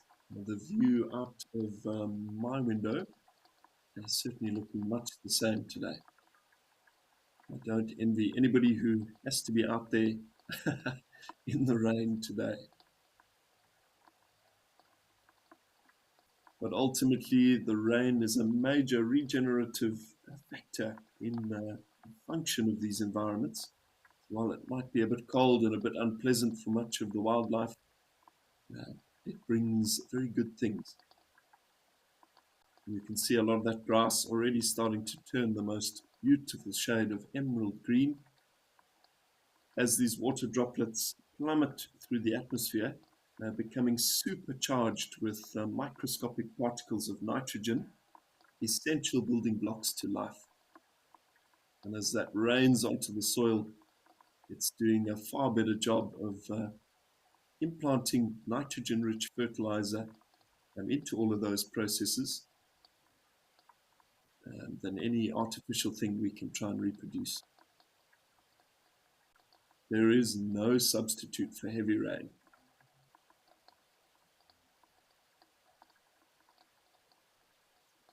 Spares, now I haven't actually been fortunate enough to get out to Tembe myself, but I would think you'd see a lot of the antelope species we're pretty used to seeing in areas like the Sabi Sand. It's on basically the same line of latitude. It's actually not too far at all from the Sabi Sands as the crow flies, a couple of 100 kilometers. So yeah, much of the same. It's predominated by antelope that live in these sort of hardwood tree, wooded type savanna areas, nyala, impala, wildebeest, waterbuck, kudu, that sort of thing. But as I say, the thing that sort of really gives Tembe its reputation is its population of elephants. Possibly not quite as relaxed as the ellies we see in parts of the Kruger National Park and the Sabi Sands, and that hints at a pretty turbulent past. The area, and certainly the elephants that would have migrated between the two areas, between Tembe and the wilder parts of southern Mozambique. Mozambique has a pretty turbulent history with a fairly recent ending civil war. It ended in the year I was born, so 1992. During that time, wildlife in Mozambique was completely persecuted. And as a result, many of the very nomadic elephants moving between would have encountered some pretty horrible, violent conditions involving people. You've heard the expression, elephants never forget. A few of the ellies that are sort of over the age of 30 will remember those conflicts. Also looks like a colony of weaver birds up in this Natal mahogany tree, or rather a weeping boerbean tree. But not a whole lot of the raucous activity that we're used to on a hot afternoon with these guys.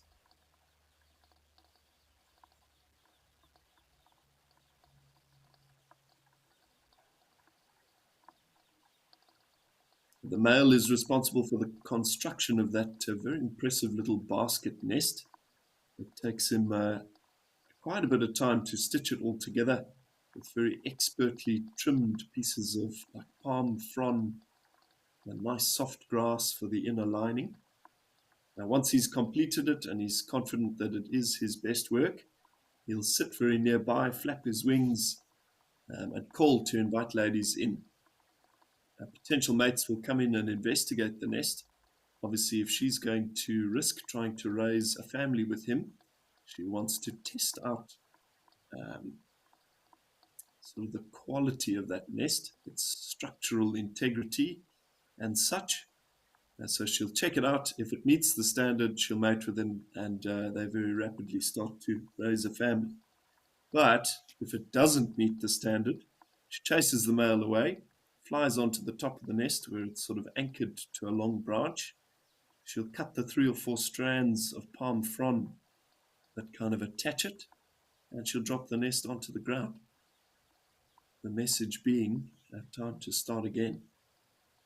Pretty brutal, but they reckon a male might have to do that, might have to reconstruct his nest possibly 3 or 4 times in the first breeding season he experiences, but he rapidly improves. And the following year, he gets it right the first time.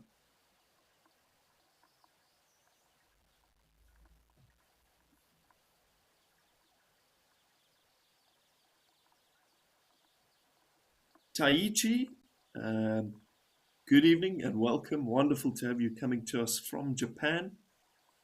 It is awesome to see this Live at the Waterhole show gaining some real traction.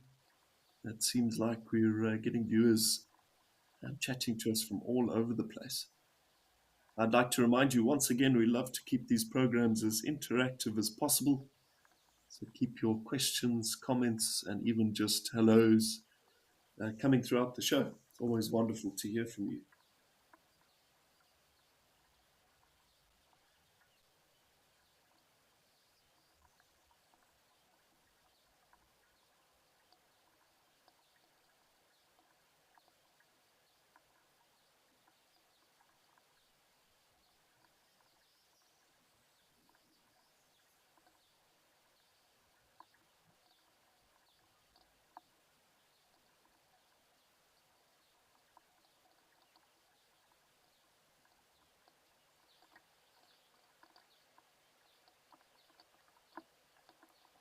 Okay, I think we might leave this slightly soggy looking weaverbird colony. Let's head back up to Opokoyo in a much sunnier Etosha in Namibia.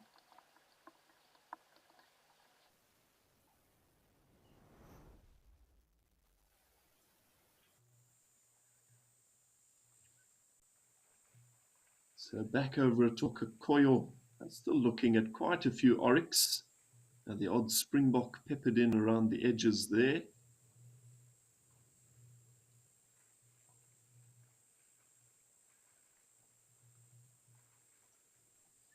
So, yeah, a pretty proud day for South Africa today with the return of our victorious Springbok team, Springbok rugby team.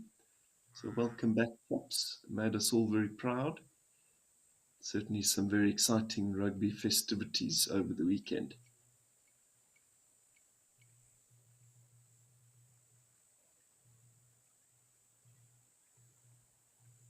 Quite an otherworldly scene, this Okokoyo in Namibia, with that calcrete rock in the background. It's very mineral rich, it's full of calcium, but the soil in these areas is notoriously salty. It is a hard water area, not the easiest place for grass to grow, and as a result, life is awfully challenging for many of these desert-adapted species. Things like the old springbok, and the oryx, the zebra that do live here. But in many ways, these guys are totally at home in this environment. And under certain circumstances, species like the springbok can live almost entirely independently of standing or permanent water.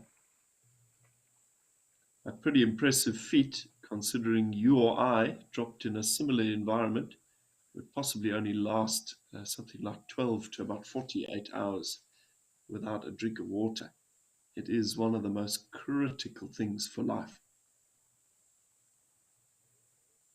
It looks like an Egyptian goose stood on the rock as well.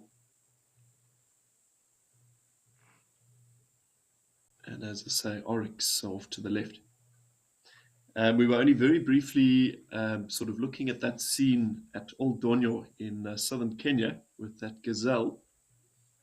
And I mentioned that springbok and gazelle are actually quite different, even though visually they look pretty similar. It's actually interesting. If you look at the springbok's scientific name, the first half of it, Antidorcus, quite literally means not gazelle. So they are not gazelle at all. Their closest relative in the wild is actually the gerenuk.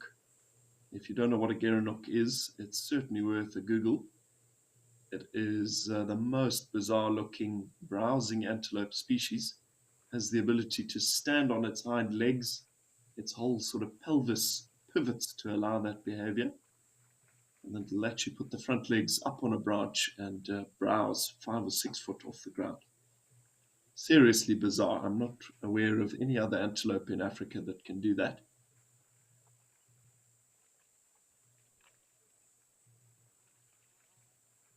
Yeah, and then of course these spectacular spiky horned oryx. This is the southern oryx, the only species we find indigenously in parts of southern Africa. And that contrasts quite nicely to the fringe-eared oryx that we see on occasion at Old Donyo. Both species very capable of dealing with quite tough conditions. Very, very hot.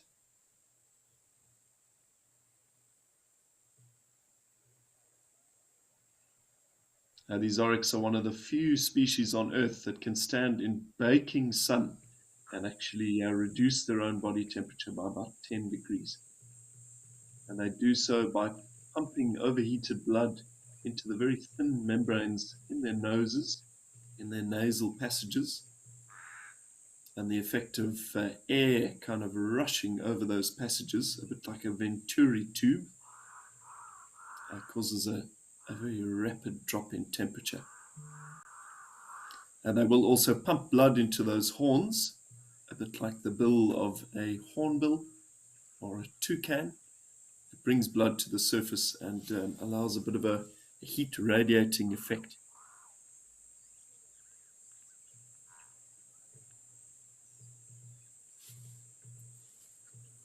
Annabelle, thanks for your question. You've asked, how does doing this sort of dam cam thing live at the Waterhole compare to driving on WildEarth safaris? So it's certainly a pretty different cup of tea. There's no substitute for being out in the bush in person. but I am currently trying to work my way through a massive amount of work for my commercial pilot's license, the theoretical side anyway. So this is sort of the best of both worlds. It gives me the ability to have my bush fix, but get all of that admin done at the same time. So I'm very happy to be here. And I should be a fairly regular feature on your screen through the rest of this month, which is over today, and much of next month as well.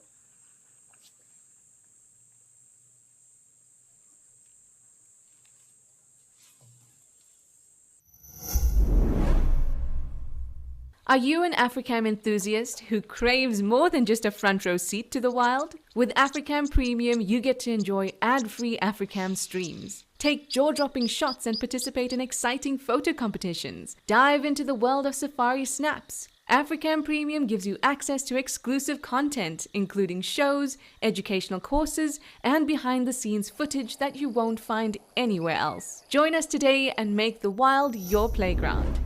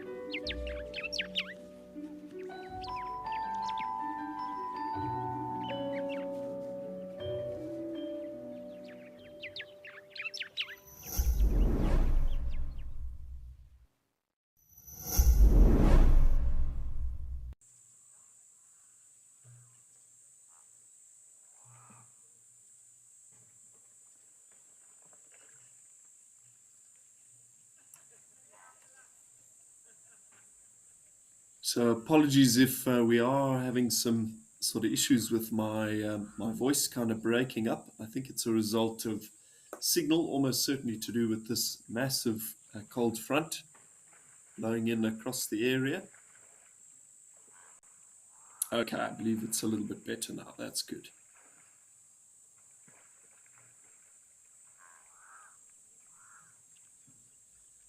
Yeah, pretty tranquil scene as these things go. Is Oryx taking the opportunity to fill their boots, in a sense, to top up on critical water reserves, and then they're obviously free to head off into this fairly arid landscape in search of sufficient grazing, things to eat.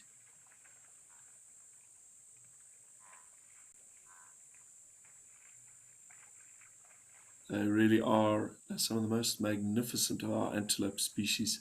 Check out that dust devil to the back as well. A testament to just how dry this area is. Hot, dusty, and very arid.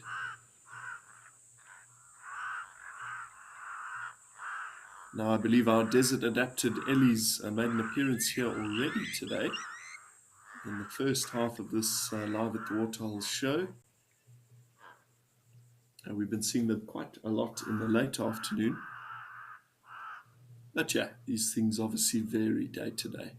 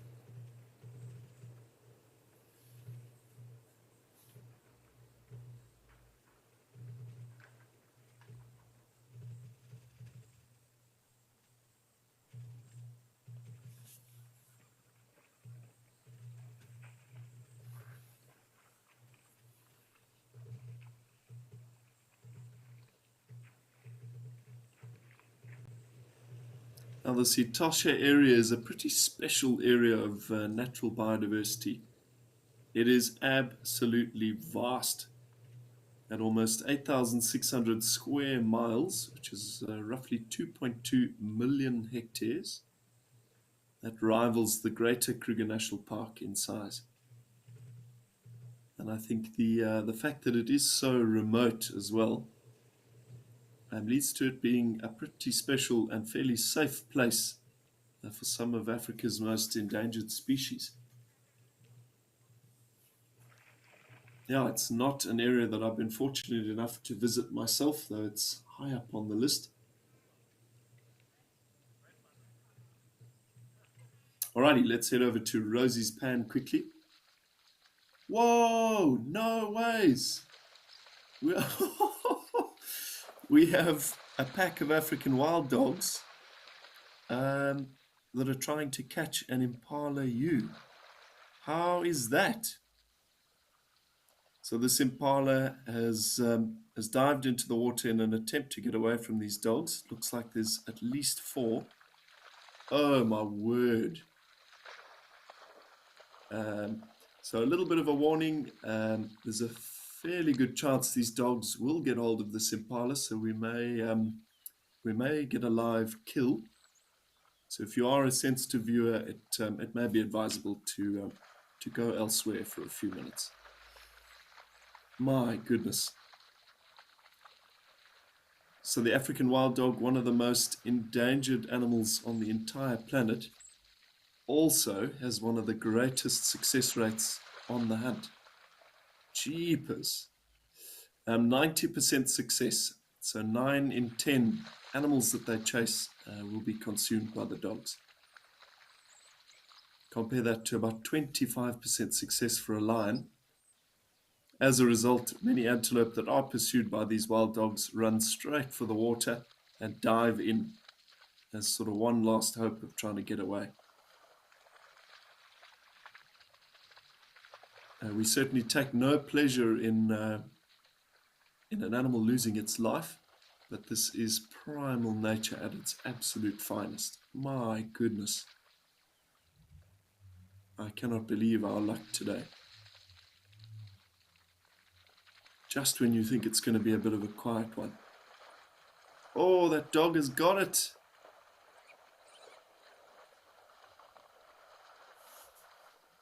My word. And they've got her. It is game over. So once again, just a bit of a warning for slightly sensitive viewers. This may be hard to watch.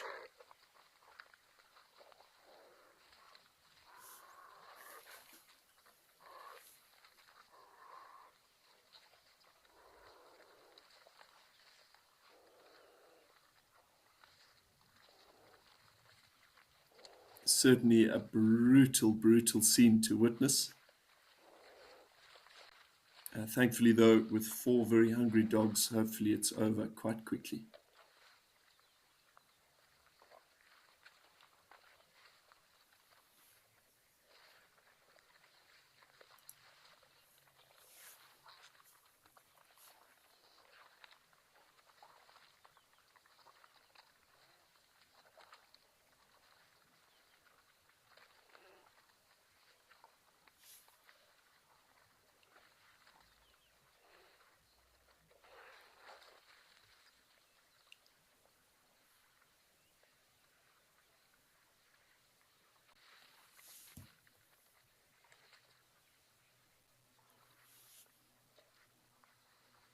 thankfully, I think that the suffering of this female impala is over. You can actually see the dog on the far left has removed a fetus from that female's body. That is just about one of the most gory things you can witness. And there's no hatred in this scene, though. There's no malice. These dogs are just doing what evolution has primed them to do. That's certainly hard to stomach, even seeing that fetus sort of twitching a little bit there.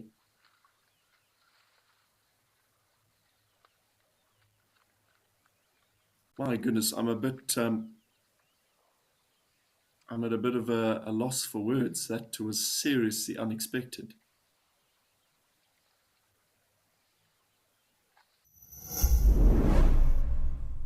Are you in search of a unique, unforgettable adventure in the wild? Imagine living with the animals you see on TV while getting an inside look at how a live safari TV show operates. We're thrilled to offer this experience through our 7, 14 and 28-day EcoCam experiences. To book your spot, visit wildearth.tv/EcoCam. Come and join us for the bush experience of a lifetime.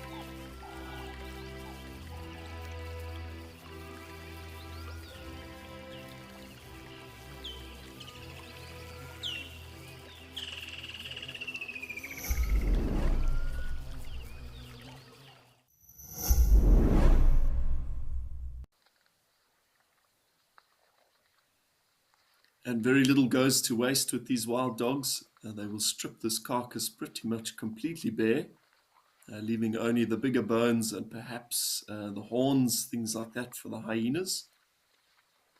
Ultimately, there will be absolutely nothing left of this female impala.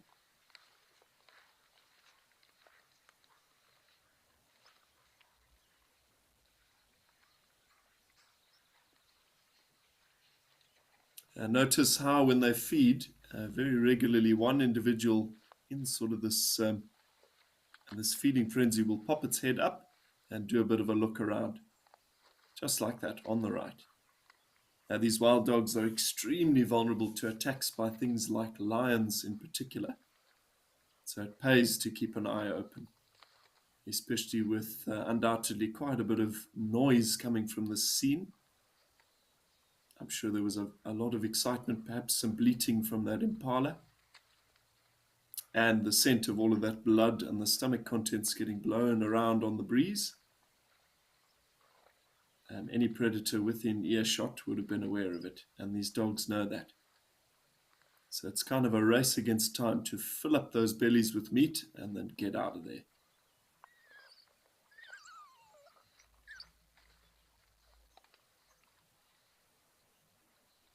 python, I think you've hit the nail right on the head there.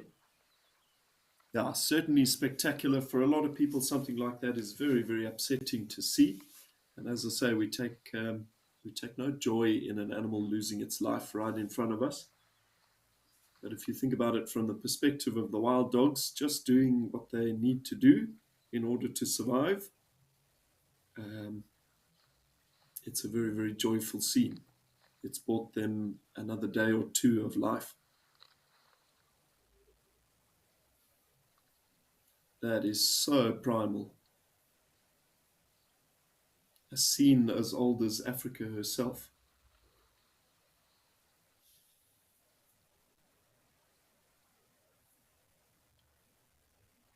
A dog kind of on the far right there, looking a bit nervous, but I don't think we've got hyenas or anything coming in.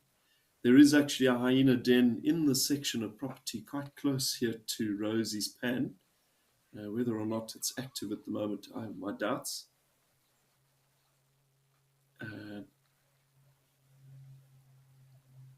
But yeah, hyenas are also another big factor for these wild dogs to sort of contend with. 4 wild dogs against 1 hyena, it'll almost certainly end in the dog's favor. They are renowned for teamwork.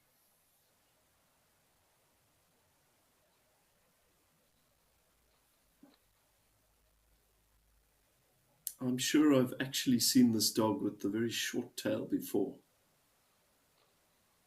It's quite distinctive. I wonder how she lost the white tip there.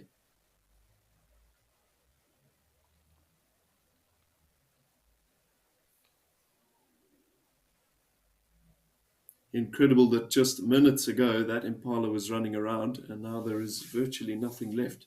Talk about efficiency. They really are such good hunters.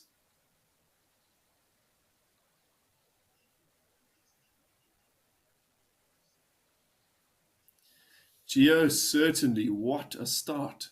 Can you believe it? So wild dogs across sub-Saharan Africa are in a bit of trouble. Oh, check it out. I think that's actually the fetus that one of the dogs has taken off to the side there. But dog populations across much of their range are in quite a bit of trouble. They are immensely nomadic, so very often they cross out of the protection of these game reserves, these national parks, and inevitably they'll find themselves in agricultural areas where they come into conflict with farmers. And you can understand a farmer wanting to protect his livestock, but he may take matters into his own hands and try and take the life of those precious wild dogs. It does happen. They're also extremely susceptible to the diseases carried by domestic dogs. So in particular, things like rabies and canine distemper. And with the way wild dogs behave, very often regurgitating meat for one another, there's a whole lot of licking, there's a whole lot of physical contact. Disease spreads in a wild dog pack like wildfire.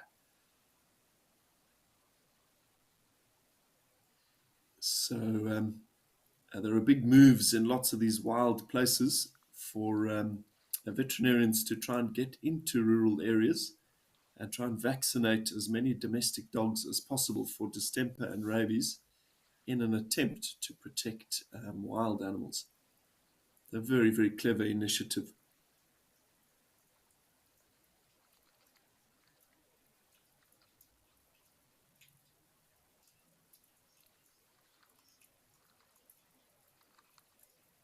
Diane, that was absolutely amazing. A real pleasure to have you on board to share in it. As I say, a lot of people can find that very, very upsetting. So it's nice that there are some of you out there that that have kind of seen it as I'm trying to present it. Yeah, it is utter carnage, but it can, of course, be a beautiful thing as well. I like the fact that they waste very, very little. So this impala's sacrifice hasn't been in vain. And thankfully, the suffering, which I'm sure she did experience, was over fairly quickly. These wild dogs are capable of some immense speed. They'll get up to about 60 kilometers an hour. And the really impressive thing about that is they can keep that speed going for a really impressive distance, probably 5 or 6 kilometers, and in pursuit of very agile prey species like the impala, like nyala, things like that.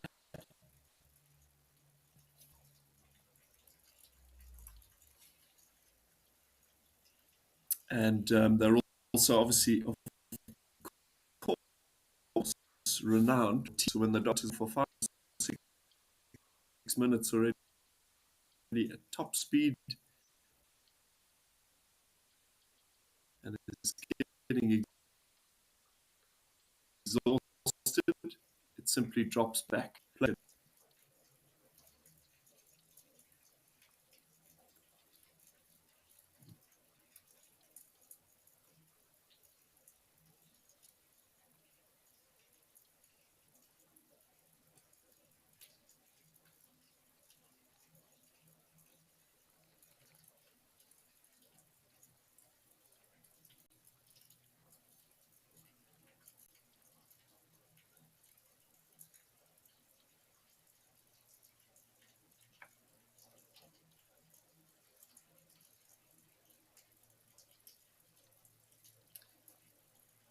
I apologize. I'm getting a tone in my ear indicating that I think comms may have dropped out. I'm hopeful you can still hear me, so I'm just going to keep talking regardless.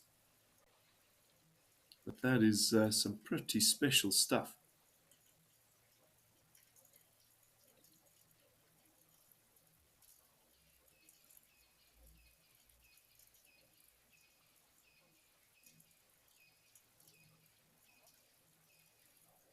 Thankfully, across much of their range in the Greater Kruger, wild dog populations seem to gradually be on the rise. With stringent conservation efforts, we're seeing a little bit of success there. And it's kind of a study in wild dog management that I hope could be implemented across much of their range elsewhere in Africa.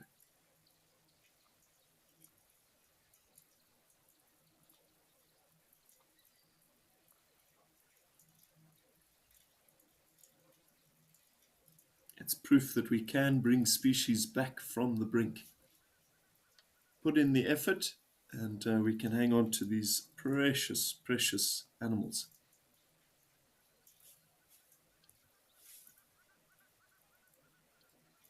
We are so fortunate today to have witnessed this scene. I can't stress that enough.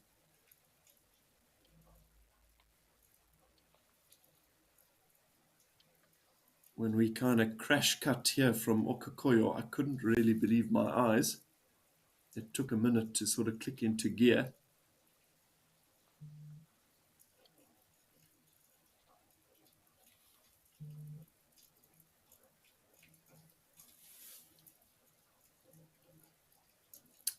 Dale, I see your comment. It's just been sent to me via text. We're having some trouble with our comms. I'm not 100% sure which one is the leader, but as I say, I am pretty certain I've spent time with that individual with the short tail before. I wonder if that's not one of the alphas. I seem to think it's a female. I think she's the one on the far left there at the actual carcass. I wonder if she's not, as I say, the alpha. Sure, the light is very, very low. The cloud really has blown over here. It's quite overcast. Yeah, I reckon that's an alpha female, but it is pretty challenging to say.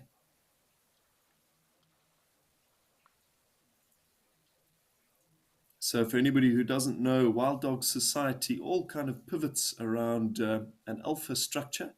So a single dominant male and female. And they are the only members of the pack that will actually reproduce. but in many ways they're cooperative breeders. So the entire family, and that short-tailed one is a female, and the entire family contributes to the raising of those pups. They have massive litters. 18 puppies is not out of the question in a single hit. But probably the biggest reason for delivering such a massive litter of puppies is the very, very low survival rates of those youngsters. They have so many enemies. We saw it on a recent WildEarth trip for me to Pridelands. The pack there started with 7 or 8 puppies, and in a matter of weeks, it was down to 2. And while I was there, it dropped to 1. So yeah, the puppies are super vulnerable, not only to disease, to attacks from other predators, snakes, possibly birds of prey when they're very small. There is just so much against them.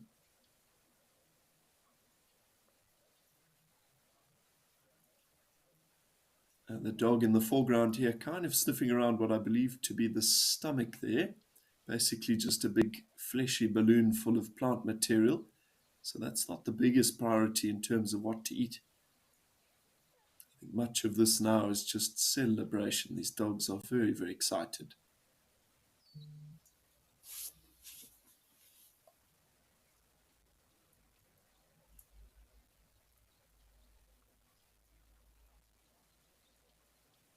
Had a really nice comment come in from Rose in the UK. Rose, thank you so much.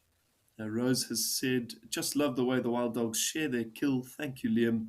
Never seen this in 45 years in the African bush. Enjoy your commentary so much, fellow Zimbabwean. Rose, thank you so much. That's a wonderful comment. Yeah, these wild dog sightings are so special. Up until fairly recently, they weren't even really a known entity, a very mainstream entity in sort of the safari tourism world. And many people out on a first safari have never heard of a wild dog. But thankfully, they've gained some major traction, featuring very heavily in a couple of the prominent BBC documentaries, narrated by the excellent David Attenborough. Check this guy staring into the camera. And as a result, I think they're becoming more in demand. People are realizing how special they are. And people are starting to request sightings of them on safari, which is marvelous. They are so exciting to view.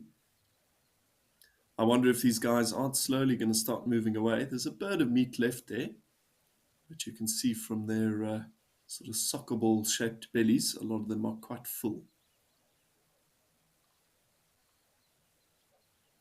Absolutely gobsmacking how quickly they dispatched that entire carcass. An impala is probably about 50 kilos, and they've just put that meat away.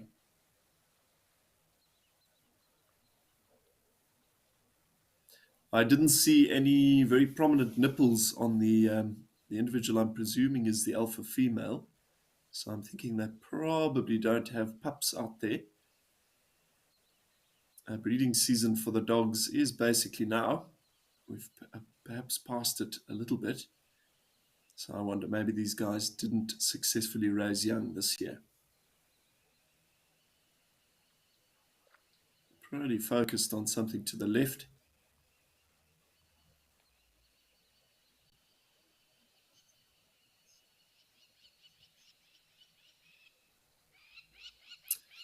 Picasso, I'm actually not 100% sure, to be honest, but I reckon it's quite a few more than a domestic dog.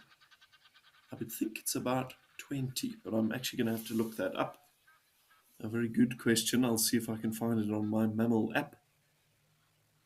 I've got quite a good one. Yeah, as I say, in order to accommodate very big litters of puppies, she's going to have lots of nipples on which they can suckle.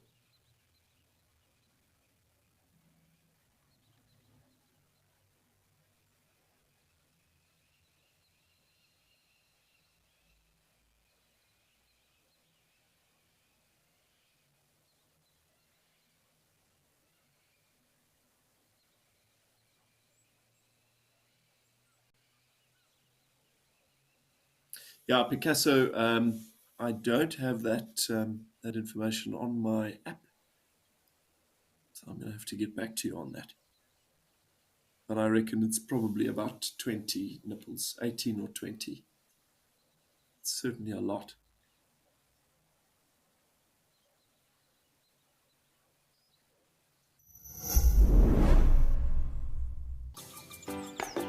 Wild babies. Little bits of heaven sent down to earth to stumble and tumble their way into our hearts. Join us as we celebrate and find as many wild babies as we can on Safari Live. Vote for who you think is the most adorable. Prepare your hearts for a cuteness overload. WildEarth. It's in your nature.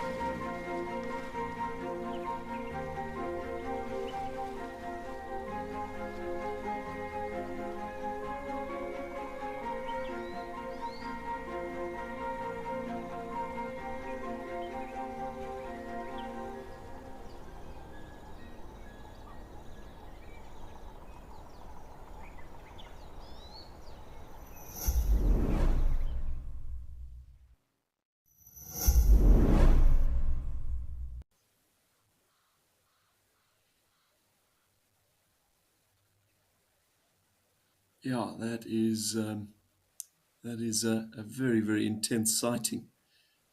I'm not sure if that was the first live kill caught at live at the Waterhole. It might not be. Jarrett in our control office in Rivonia in Johannesburg is not 100% sure, but I think it possibly could be.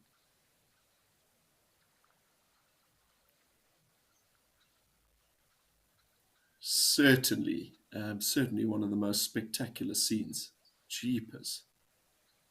And just when we were thinking it was going to be quite a miserable day across so many of these locations, I had just been speaking about birds and saying that sort of when it is challenging out there, you've got to slow things down when you're not seeing the big stuff. And this is proof that that strategy can often work quite nicely. When you're not panicking about the absence of big, high-profile species, in-demand species, focusing on the little things, often those high-profile species just emerge.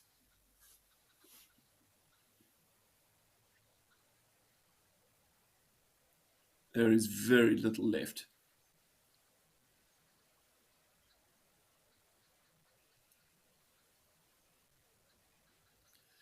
Rachel, a great question. You've asked whether the coloration of these dogs has any sort of significant meaning, i.e. is a lighter one older or younger, is a darker one more dominant? To put it quite simply, no. It all comes down to their genetics. Wild dogs in this part of the world seem to be quite dark, but there is an enormous amount of variation. And each dog's markings are essentially as variable as a fingerprint. The wild dog monitoring program run by an expert by the name of Grant Beverly actually uses old FBI facial recognition software to identify all of the wild dogs. So this database contains hundreds of photographs of all of the known adult wild dogs in the country, to my knowledge. They focus on taking a photograph of the left-hand side of the dog, if I have that correct. And the software basically plots out like a map of all the blotches, the spots, the flecks of black, white, etc. And again, those markings will never change. So even if that dog isn't seen for a year, somebody takes a photograph of it, you pop that photo into that database, and it'll spit out the ID number of that dog.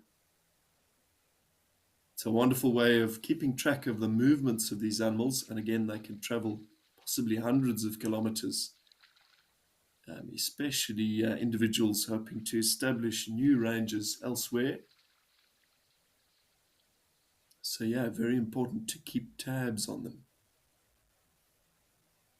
I hope the little pack at Pridelands is doing well. I haven't heard anything from there.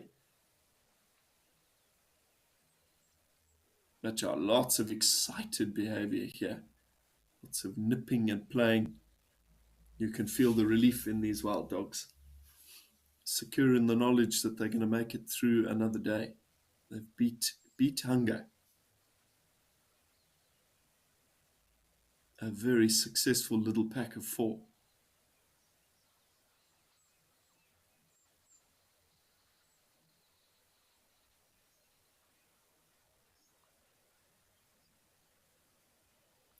Vicky, a good question. Provided another scavenger doesn't kind of come in, something like a hyena, a lion, I think they'll probably hang around until they've picked this carcass even more clean.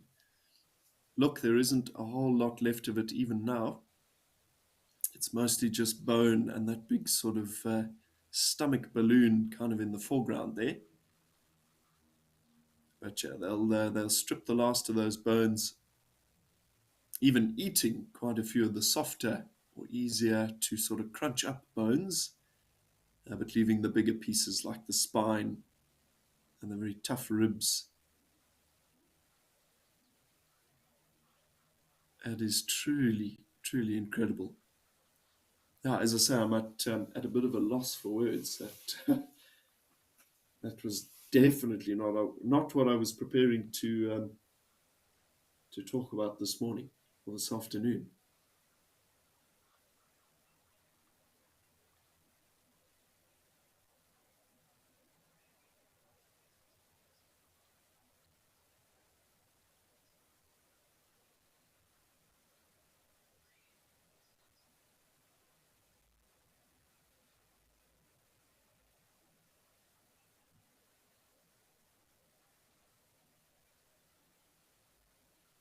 An incredible example of natural behavior. Oh, a little bit of mating there. I don't know if that was the real deal. It may have just been some excited sort of dominance type behavior. I have a feeling that's all that it was. Actual wild dog mating, which I've been fortunate enough to witness a couple of times, lasts quite a bit longer than that.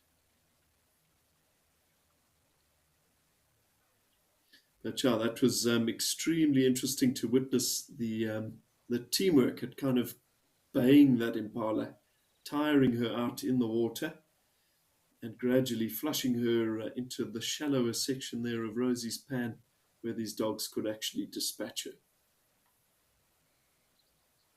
And that's the secret to the success of a pack. Everybody working together, sharing the goals, the same goals, and ultimately every individual knowing its individual role in getting that task done. Absolutely gobsmacking stuff.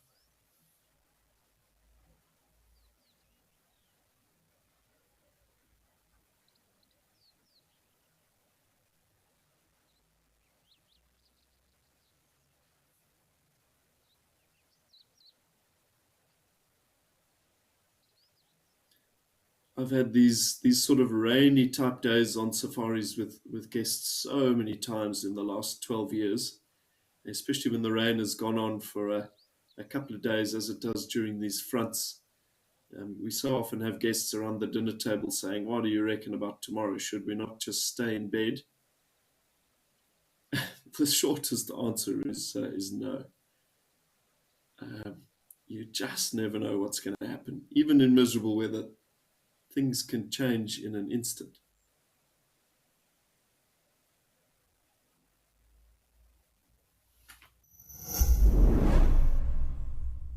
This immersive program will give you an in-depth understanding of the African bush in as little as 7 days. You'll be guided by expert trainers who will lead you through the various ecosystems of Africa and teach you essential bush skills. Join Eco Training's 7 or 14-day EcoQuest course and you will receive 500 Rand off whether you sign up locally or internationally using this promo code. Further your journey as a true bush enthusiast today.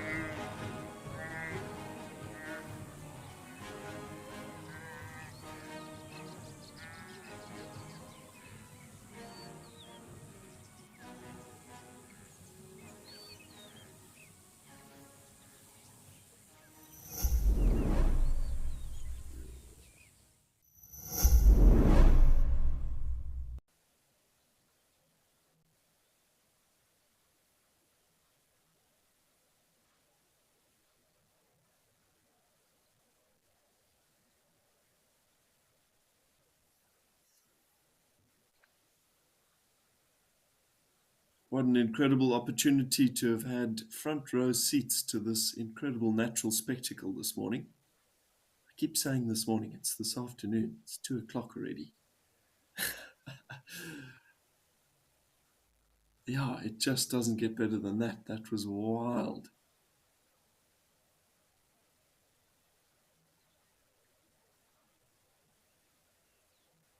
It may be a very long time indeed before we see action like that from a pack of wild dogs on Live at the Waterhole again.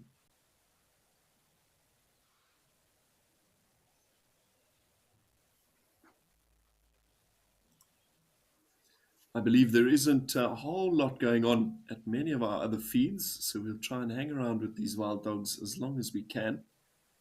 I don't quite know what their plans are.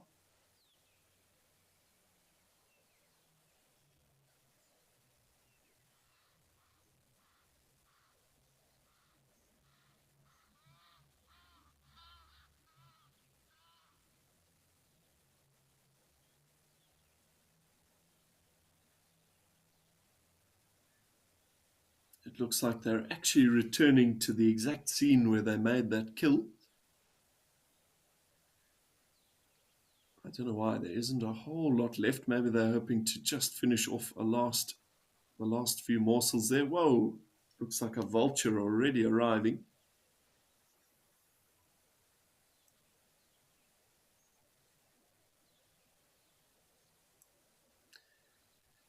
Geo, if it is a very big pack of dogs, certainly I have seen them eating the stomach in the past. They'll kind of break it open, empty out all of the finely chewed vegetation, undigested grass and leaves, which they can't process themselves, drop that on the ground, and then they actually eat the bag, the kind of stomach itself. But it isn't reckoned to be the most prime cut for many of these carnivores. So in most cases, leopard, lion, dogs, cheetah, that sort of thing, they leave the bag. I think there was enough sort of prime impala flesh there to sort of satiate all four of them. So perhaps just no need.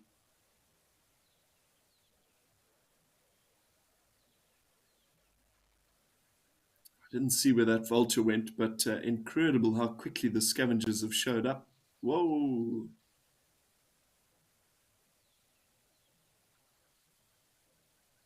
And the sight from quite a distance away of vultures coming down is basically a signal flare to things like hyena, any lions that might be around. Now, these dogs know that, so hence these jumpy movements. Any snap of a twig or flap of a vulture's wing, and they get a big fright. And they have undoubtedly had run-ins with Olifants West's lion population in the past. And lions are ruthless with wild dogs. They will run them down and kill them. Something that I was, perhaps unfortunate enough to witness in the western sector of the Sabi Sands at least once. Pretty brutal. Yeah, that sort of predator-on-predator violence is, it's all part of the natural world, but it can be very difficult to stomach, especially when it is essentially just for competition. A predator kills another predator and basically just leaves the body, doesn't eat it. It seems so wasteful, especially when we consider how precious these wild dogs are. But yeah, once again, all part of nature. Far better a wild dog kind of dying in its natural environment than being shot or poisoned in an agricultural area, I guess. But ideally, we wouldn't want to lose any of them.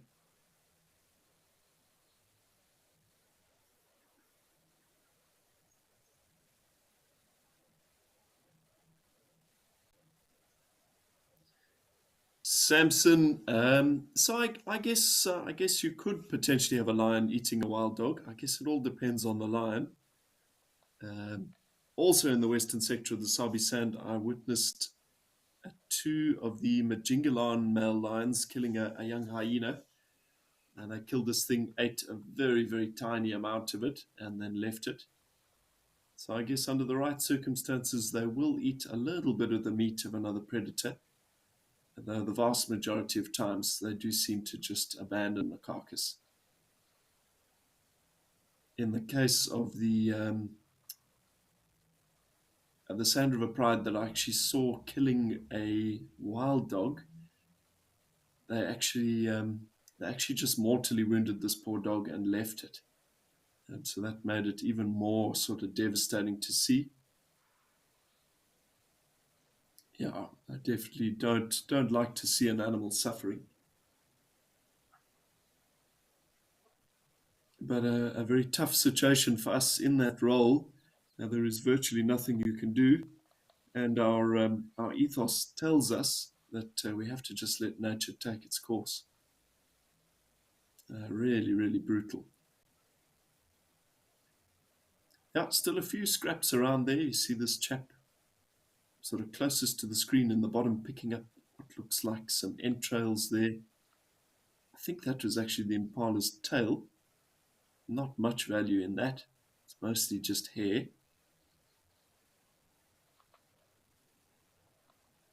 While the rest of the pack strips that carcass right down to the bone. I think when they headed off kind of further north of the dam there, they may have even just been checking the perimeter, making sure there wasn't anything ominous lurking. Perhaps just doing their due diligence before they finished up. Really, really cunning, these wild dogs. They're one of my most favorite, if not the most favorite carnivore for me.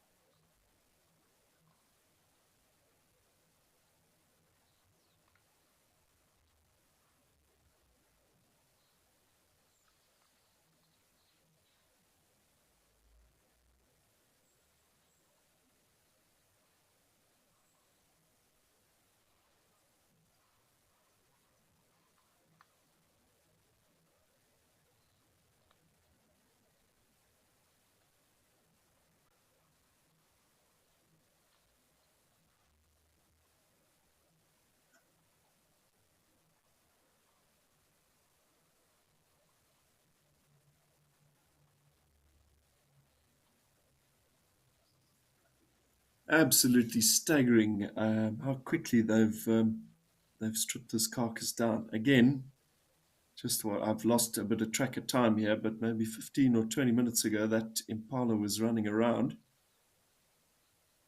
And now all that's left is sort of a rib cage and a spine. Unbelievable.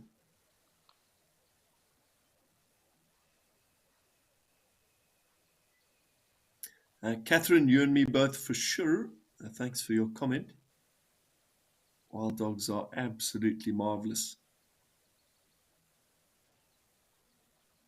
They're very, very underrated carnivores in Africa.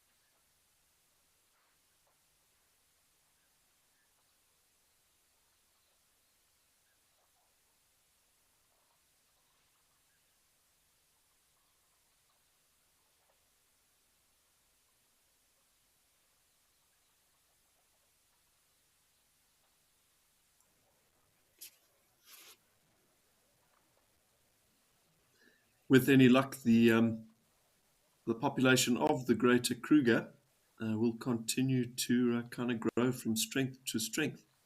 They certainly seem to be on a slightly upward trend at the moment.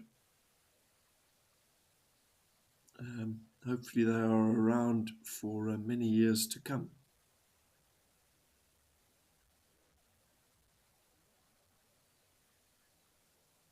Also, incredibly, in spite of this staggering success rate in terms of kills, 90% success rate once again for a pack of wild dogs. So 9 in 10 antelope that they chase, they will kill.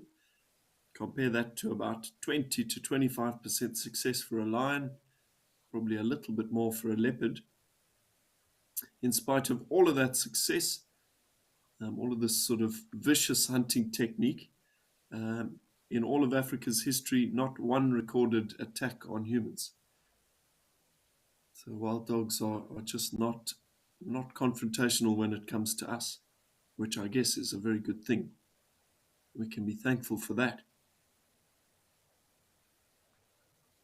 I have encountered them multiple times on foot. They can be a bit curious, but the vast majority of the time they just run. They don't want anything to do with us, and that is probably for the best.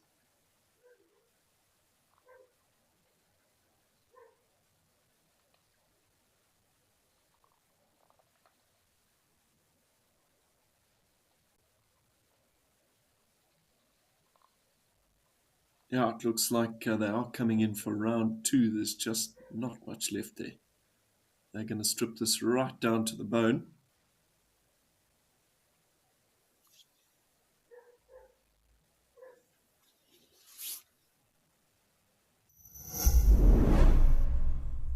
Are you scared of the dark? Bats?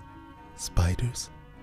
Hold on to your broomsticks because this spooky season, we are keeping it real with our Halloween fireside chat. Join us as we get dressed up and debunk myths behind some of our seemingly scary safari friends. Catch the thrills and chills this Halloween. Bugs and Hisses. WildEarth.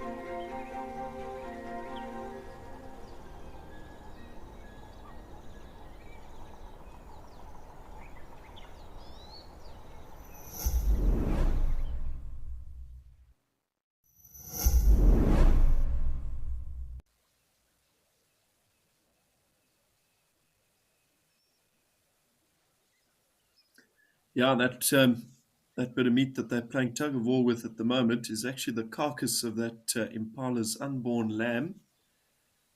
Pretty brutally, it was still twitching when they pulled it out of that carcass. Yeah, it just doesn't get a lot more gory than that.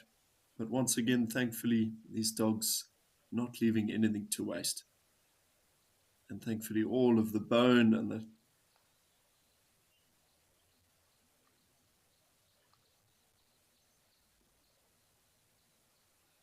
Pete, a very, very happy birthday to you. You've certainly brought the luck with you. Wonderful to have you with us for Live at the Waterhole today.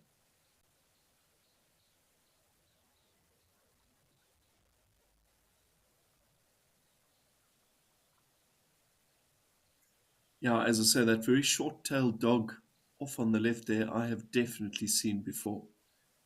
I recognize her. I must have come across her in my time here at Olifantswest, this wonderful reserve outside the town of Hoedspruit. I guided for a beautiful little lodge out there called Sausage Tree, and we travelled onto this property belonging to the Naledi group, which has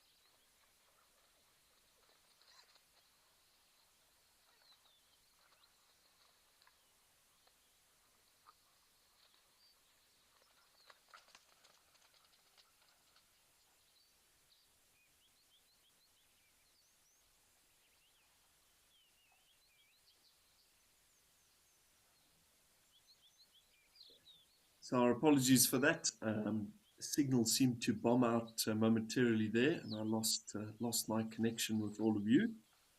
But we do seem to be back, and we still have our wild dogs, I believe. Just sort of scanning around the scene here a bit at Rosie's, seeing if there's any sign of other carnivores, perhaps some scavenging hyenas.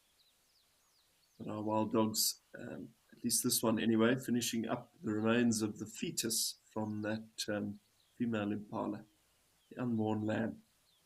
It was pretty devastating. As they were killing that female, they actually pulled that lamb out, and it was still twitching.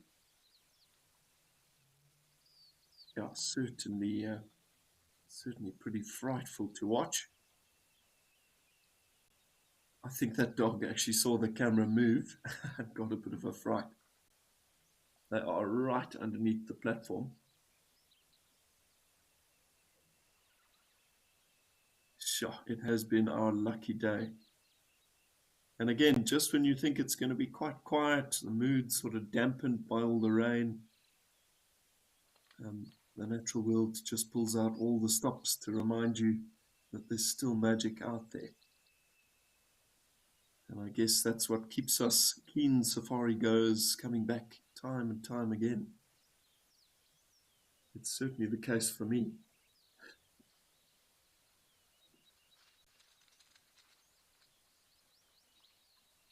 Cool conditions are making these dogs very, very active. Certainly chasing around vultures. I saw a vulture flapping away there. Primarily, we would be seeing things like the hooded vulture and the white-backed vulture in this area. That actually looked like a yellow-billed kite swooping in to snatch up a scrap. We'll keep an eye on the scene. I'm sure we're going to get quite a bit of conflict with these birds.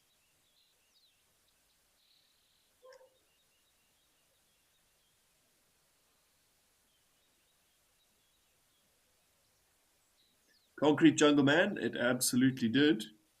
And that is the way things roll with these wild dogs. It is all about teamwork. The thing that always blows me away about it is the fact that they're making all of these decisions and kind of getting the job done non-verbally. So obviously human beings in a team environment are having to like shout commands at one another. Everybody needs to sort of understand how the plan is changing. The wild dogs seem to do it all visually. There's no barking or no leader sort of prompting other family members with orders. They all just seem to know their role and know what needs to be done.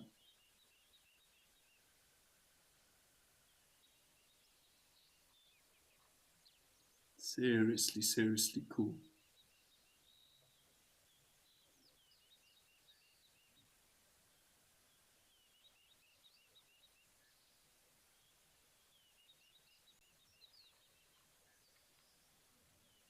Some wonderful jovial behavior here. So these dogs are not fighting. This is purely play. They're just very, very happy. And you can understand that contentment. It's been a very successful day for them. The cool temperatures also leading to very high energy levels. Oh, it's just a happy, happy scene.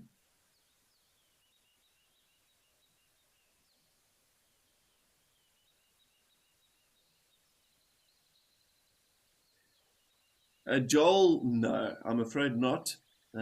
We actually chatted about it in a slightly earlier segment there. I have a feeling, or Joe, my apologies. I have a feeling that tailless individual might be the alpha female. I've certainly seen her before, but further than that, I'm not quite sure. I think it is a female and 3 males. So almost certainly her and one of the males are a pair.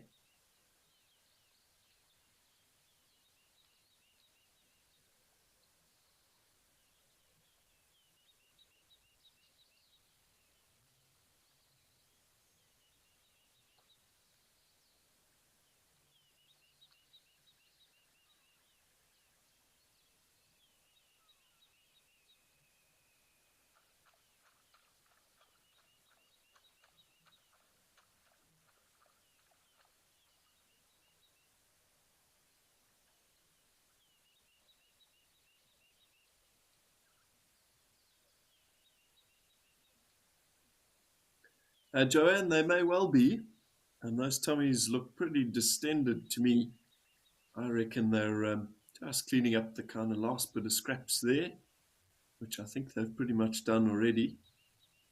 And probably fairly soon we'll be losing these dogs. But we have had more than our fair share. Wonderful to see the reflection of that tailless individual in the pan there.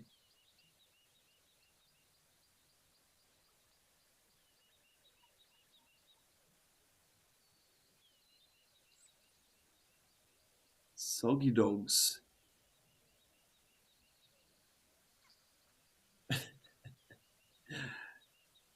Just playing so nicely. Yeah, essentially all of their needs have been met. This is a very contented moment in their afternoon. Time for a bit of play. A bit like your dog at home, perhaps getting zoomies. Happy, happy dogs.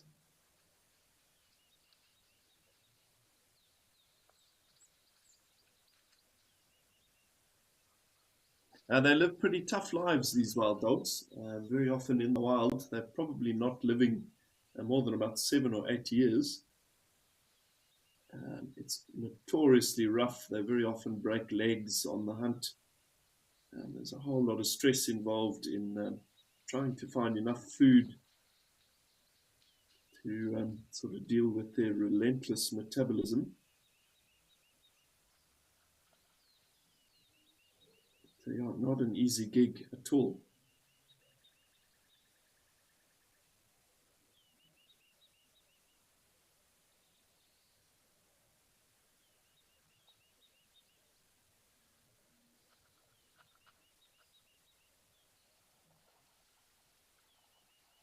This Rosie's Pan area is so special. I was sat in a sighting here probably 8 years ago of an incredible male leopard called the 3-spot male. I'm not even sure if he's around anymore. And a massive breeding herd of buffalo right at Rosie's Pan, 300-400 buff. And there was a bit of a commotion, and the 3-spot male dived into this herd of buffalo, grabbed a newborn calf, and jumped straight into the canopy of a tree with it, still alive. He then proceeded over the next couple of days to make 2 more kills. He killed a civet and an impala, all within about 50 meters of each other. So there were just these carcasses in all the trees.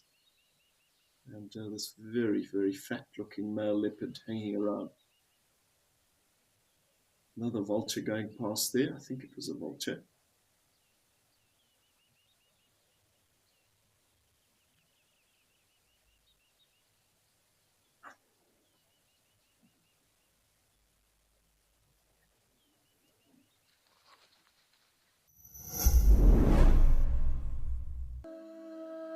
What if you could explore the world from an entirely new perspective? Flying a real drone live without leaving home. This is Nature Eye. Discover our planet's landscapes with a personal guide and a powerful camera. Every flight helps conserve the locations you visit. Book your adventure with Nature Eye.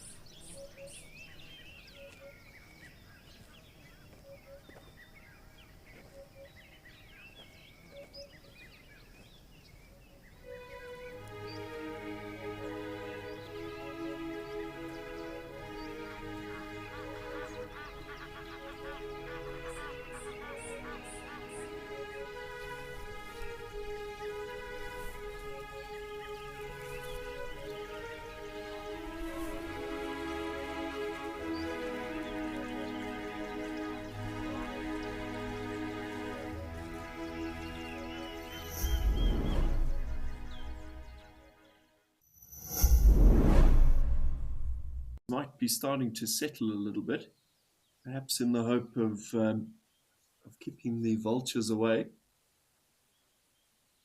Possibly also just wanting that full belly to settle before they find a spot at a slightly safer distance to have a relax.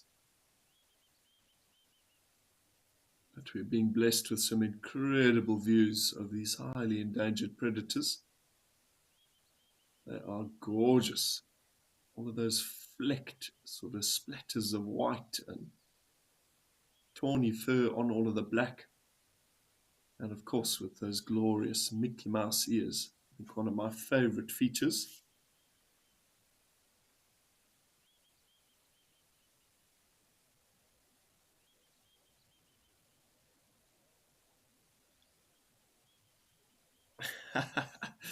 Gwen says she also reckons those ears look like Mickey Mouse. Once you see it, you can't unsee it.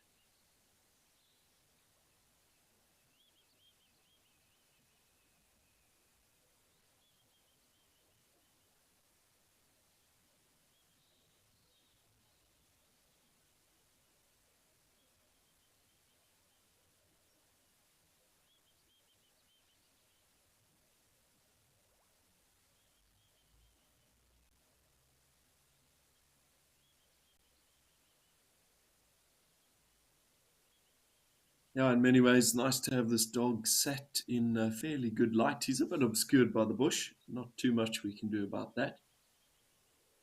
But a great look at his side profile. And there's possibly some benefit to having quite a dark face. Certainly in things like cheetah, having dark markings under their eyes, I reckon to help them hunt during daylight hours, which the wild dogs certainly do, by removing glare from the eye. Lions and leopards, other carnivores, highly adapted to hunting in dark hours, often have white markings around the eyes, reckoned to amplify light, reflecting it into the eye and improving nocturnal vision. I don't know, these dogs might be moving off, just sort of seeing their tails. It's about time that they do. I think that carcass is basically completely gone. The vultures will make short work of that. Maybe we can have a look at the meat again once we lose these dogs. Hopefully we get some scavengers taking the opportunity to strip the last little tasty bits.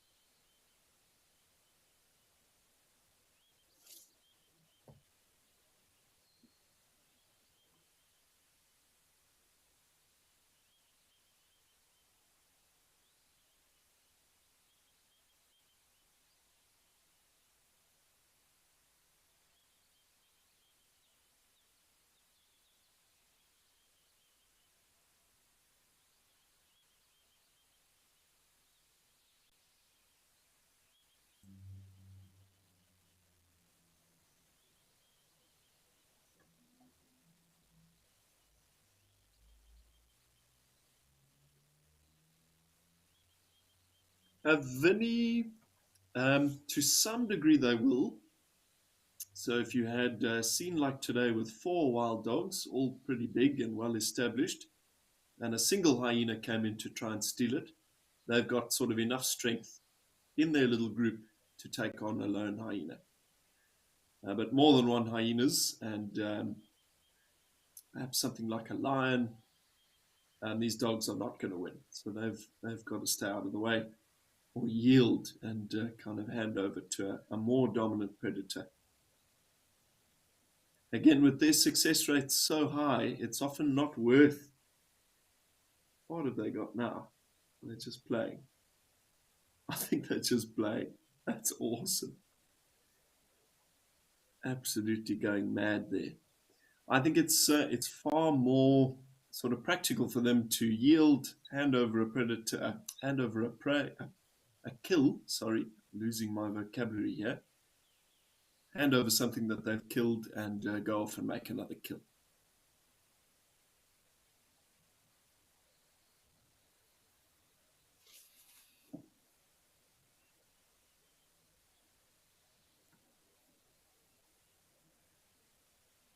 yeah, often it's not worth the risk of injury to get a meal. But they were fortunate today. They got to absolutely capitalize on all the meat that was available.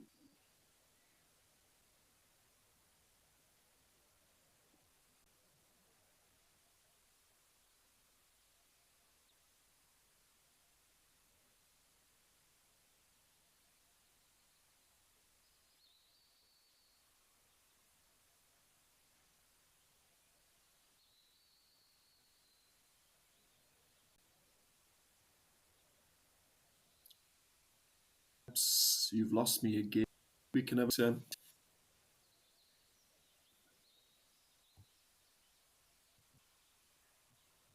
tawny eagle sat on the log. Apologies,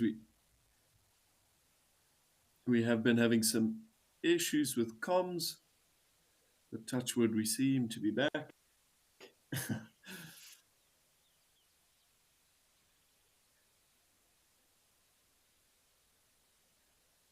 Very, very nice. Check this eagle out. He's magnificent. I think this is a tawny from what I can see. An eagle species that is here year-round. Very distinctively, those feathers are traveling all the way down his legs.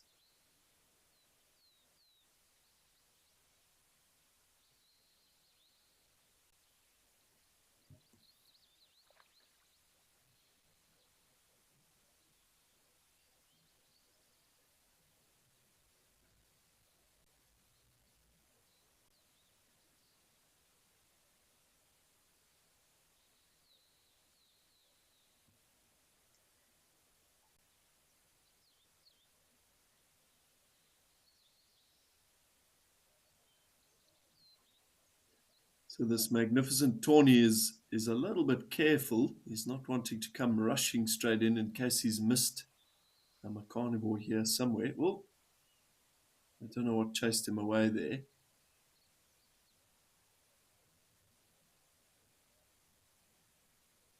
Might be like a hyena or something arriving. So we'll keep an eye out.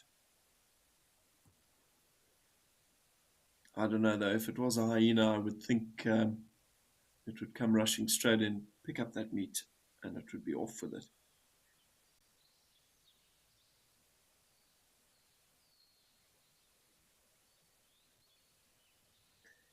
So Ella Rosie's Pan is in a game reserve called Olifants West, which is a sector of Baluli, a reserve in the Greater Kruger National Park, so in South Africa's northeasternmost corner. It is about 20 minutes outside the town of Hoedspruit. Yeah, it is a really spectacular part of the world. It also has quite a bit of river frontage. As I say, the Olifants River crosses straight through this reserve. It forms its border to the north. And as a result, you have a year-round supply of water, which keeps the big herds of animals around. Lots of buffalo, lots of ellies, and plenty more to see. Very good leopard, very good lion. It also boasts sightings of the extremely rare Pell's fishing owl, which I was fortunate to see along that stretch of river multiple times. Even at times, a pair of Pells fishing together and teaching their fledgling chick to hunt in the shallows. It's kind of the holy grail for a South African birder. But of course, whenever I did get a sighting of Pells, there were no birders on the car. And most sort of average people on the safari don't understand why the guide is jumping up and down about a big ginger bird in the distance in the dark. But they are very special.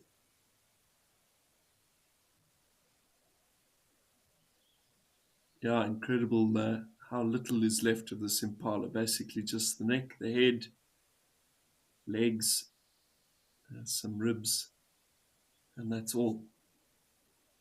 Certainly still worthwhile for a bird to do some pecking.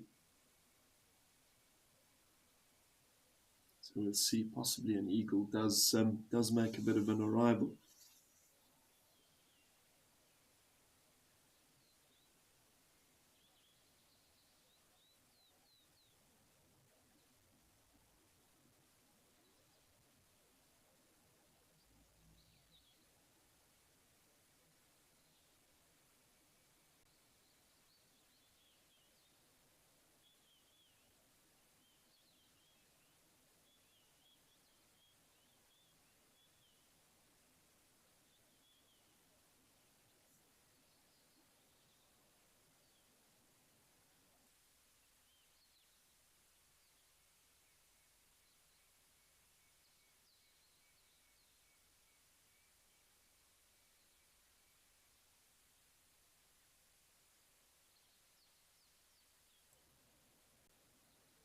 Now that is a little tree squirrel, I'm sure, just curiously coming in here to see what's up.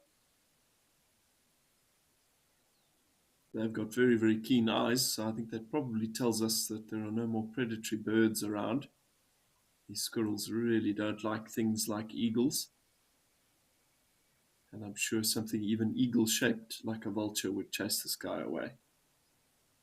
Wouldn't be hanging around out in the open. But this carcass doesn't really offer any value for a tree squirrel. They don't really feed on meat or bone or anything like that. They like fruit and nuts, seeds. So off he pops.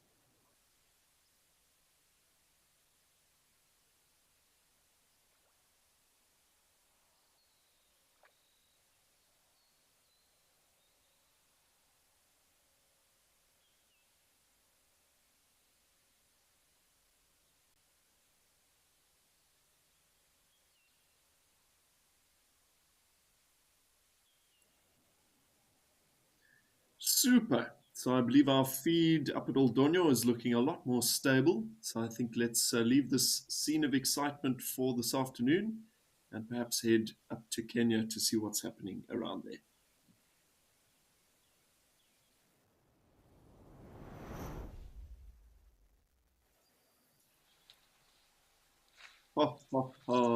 How is that for a quintessential African scene? 1, 2, 3, 4, 5, at least 6 towering Maasai giraffe. They're coming into the waterhole here at Okakoyo. Or rather, I'm sorry, Old Donyo in Kenya. Oh, I hope it hasn't frozen again. No, it seems to be hanging on. Again, in the foothills of the magnificent Kilimanjaro in the back. And just framed up with these iconic umbrella thorn type acacia trees. It just doesn't get better than that.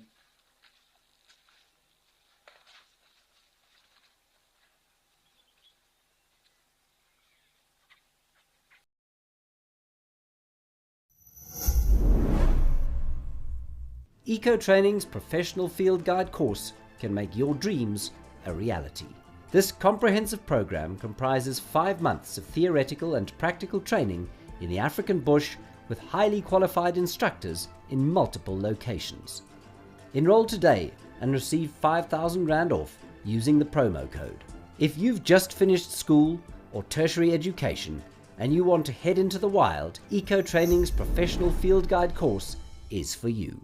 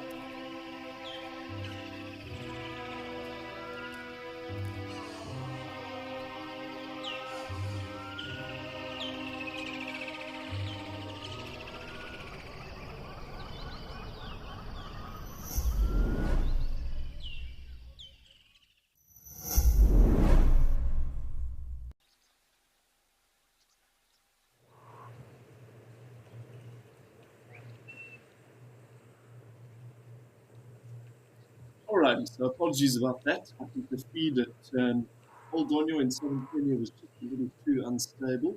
It started to freeze a little bit. So we've returned to one of our favorite spots, Waterhole in the Kosha, where a number of springbok look like they're heading out across these concrete flats under the watchful eye of a couple of oryx in the open as well. It has been a really nice, varied afternoon, and I can't believe we haven't seen one single elephant. Those may be slightly prophetic words, though. I suppose the Ellies could arrive at any moment. Our various feeds have been so full of elephant over the last couple of afternoons. It's a bit surprising.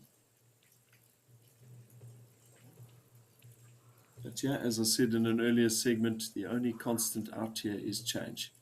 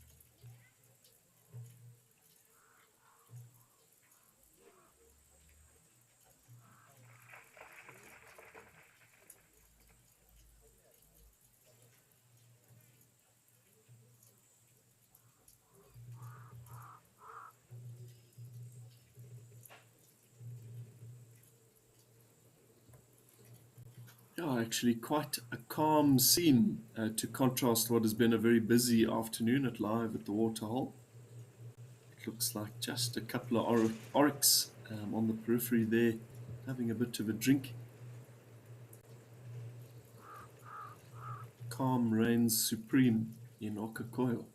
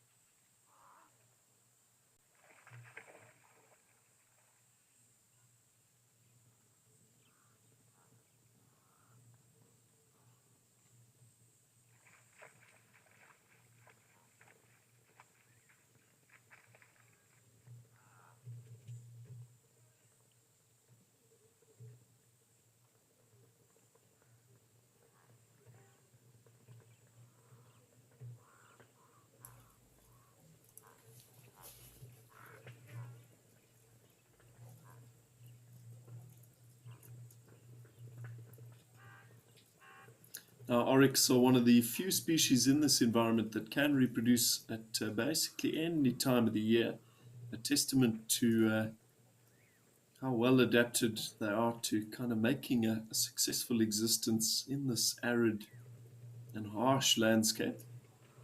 So you can see large groups of oryx calves, even at the height of sort of the driest part of the year in Namibia, but certainly they do seem to breed a little bit more regularly with the arrival of fresh grass.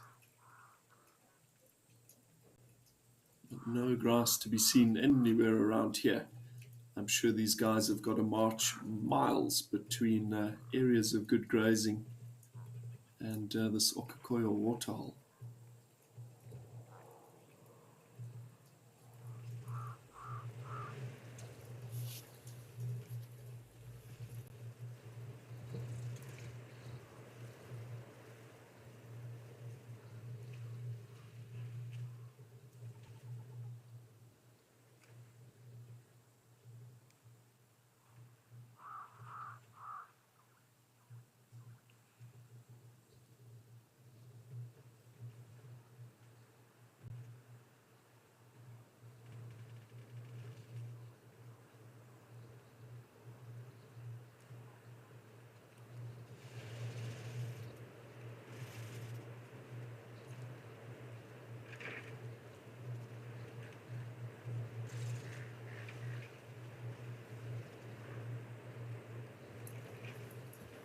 Mindy, it most definitely was, and what a pleasure to have been able to share it with you and so many other viewers today.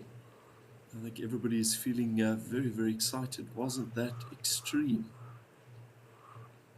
I won't lie, when I sort of did checks and started this afternoon, I was feeling like it was going to be a little bit of a mission, as it can be when conditions are wet and rainy at so many of our locations.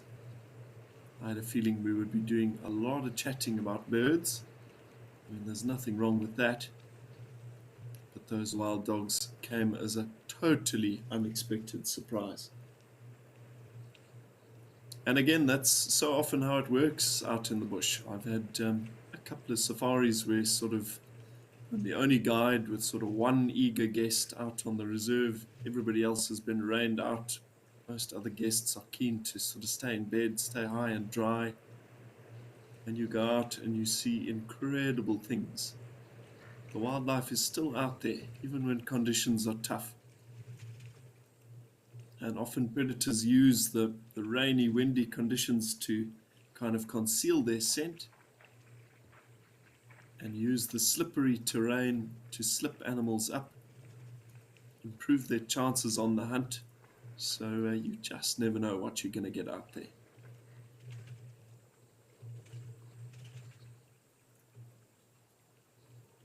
Yeah, I hope our WildEarth stations, if anybody is going out in this rain, I'm sure they are, and I hope they also have a nice, successful afternoon.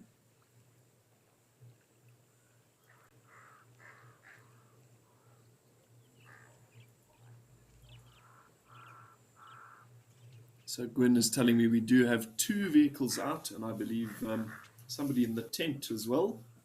So certainly there are people out there covering some ground this afternoon, and I'm sure they'll be rewarded for their enthusiasm.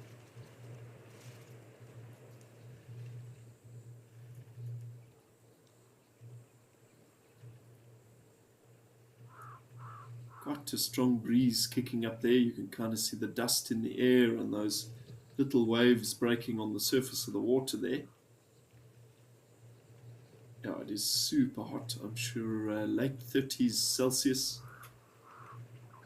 Seriously contrasting to where I am. It must be about 10 degrees in Nelspruit, pouring with rain.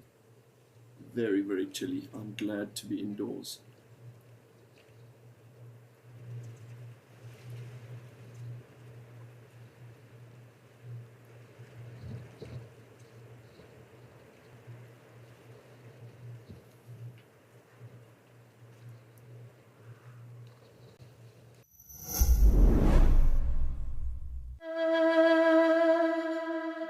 Welcome to Destination Safari's WildEarth travel show that showcases safari lodges. On today's episode, we are exploring Amakala's Bush Lodge. This is a luxury 5-star bush tented camp. Luxury suites look onto an open wildlife watering hole.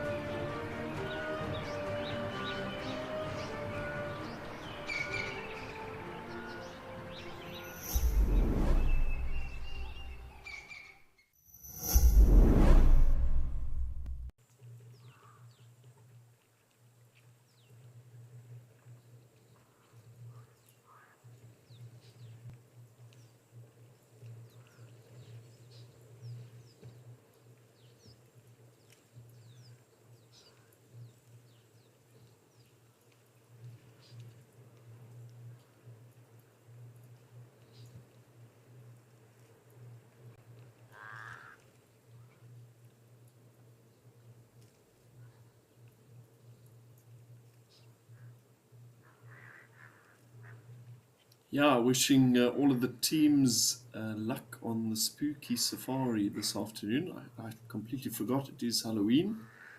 So yeah, very happy Halloween to all of our American viewers. Yeah, it promises to be an interesting one. As I say, a couple of springbok moving around at the back there. I believe that slightly blurry object is a zebra. It is indeed. One lone zebra stallion. Yeah, one lone zebra stallion by the looks of things. This unfortunate chap has almost certainly lost his herd, I would think, to a slightly fitter stallion. That is just the way it goes out here, unfortunately. It can be awfully tough.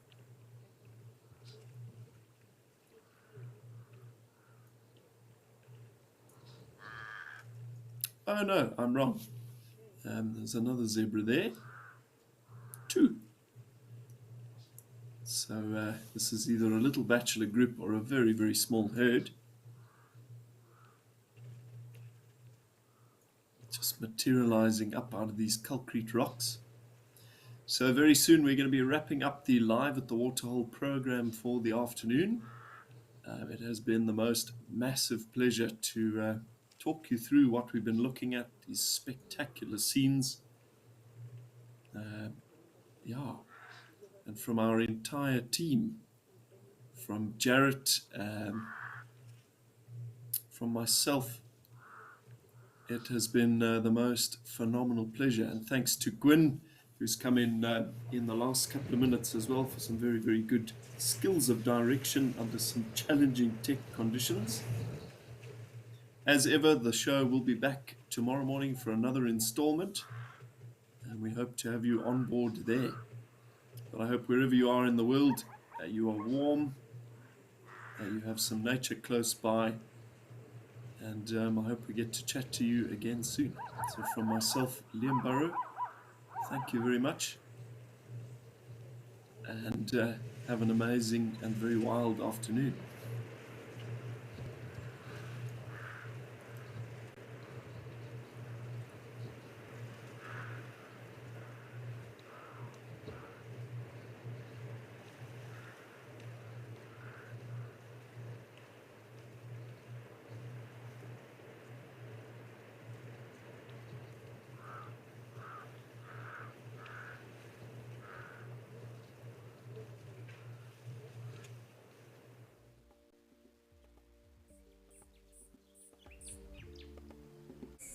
This program features live coverage of an African safari and may include animal kills and carcasses.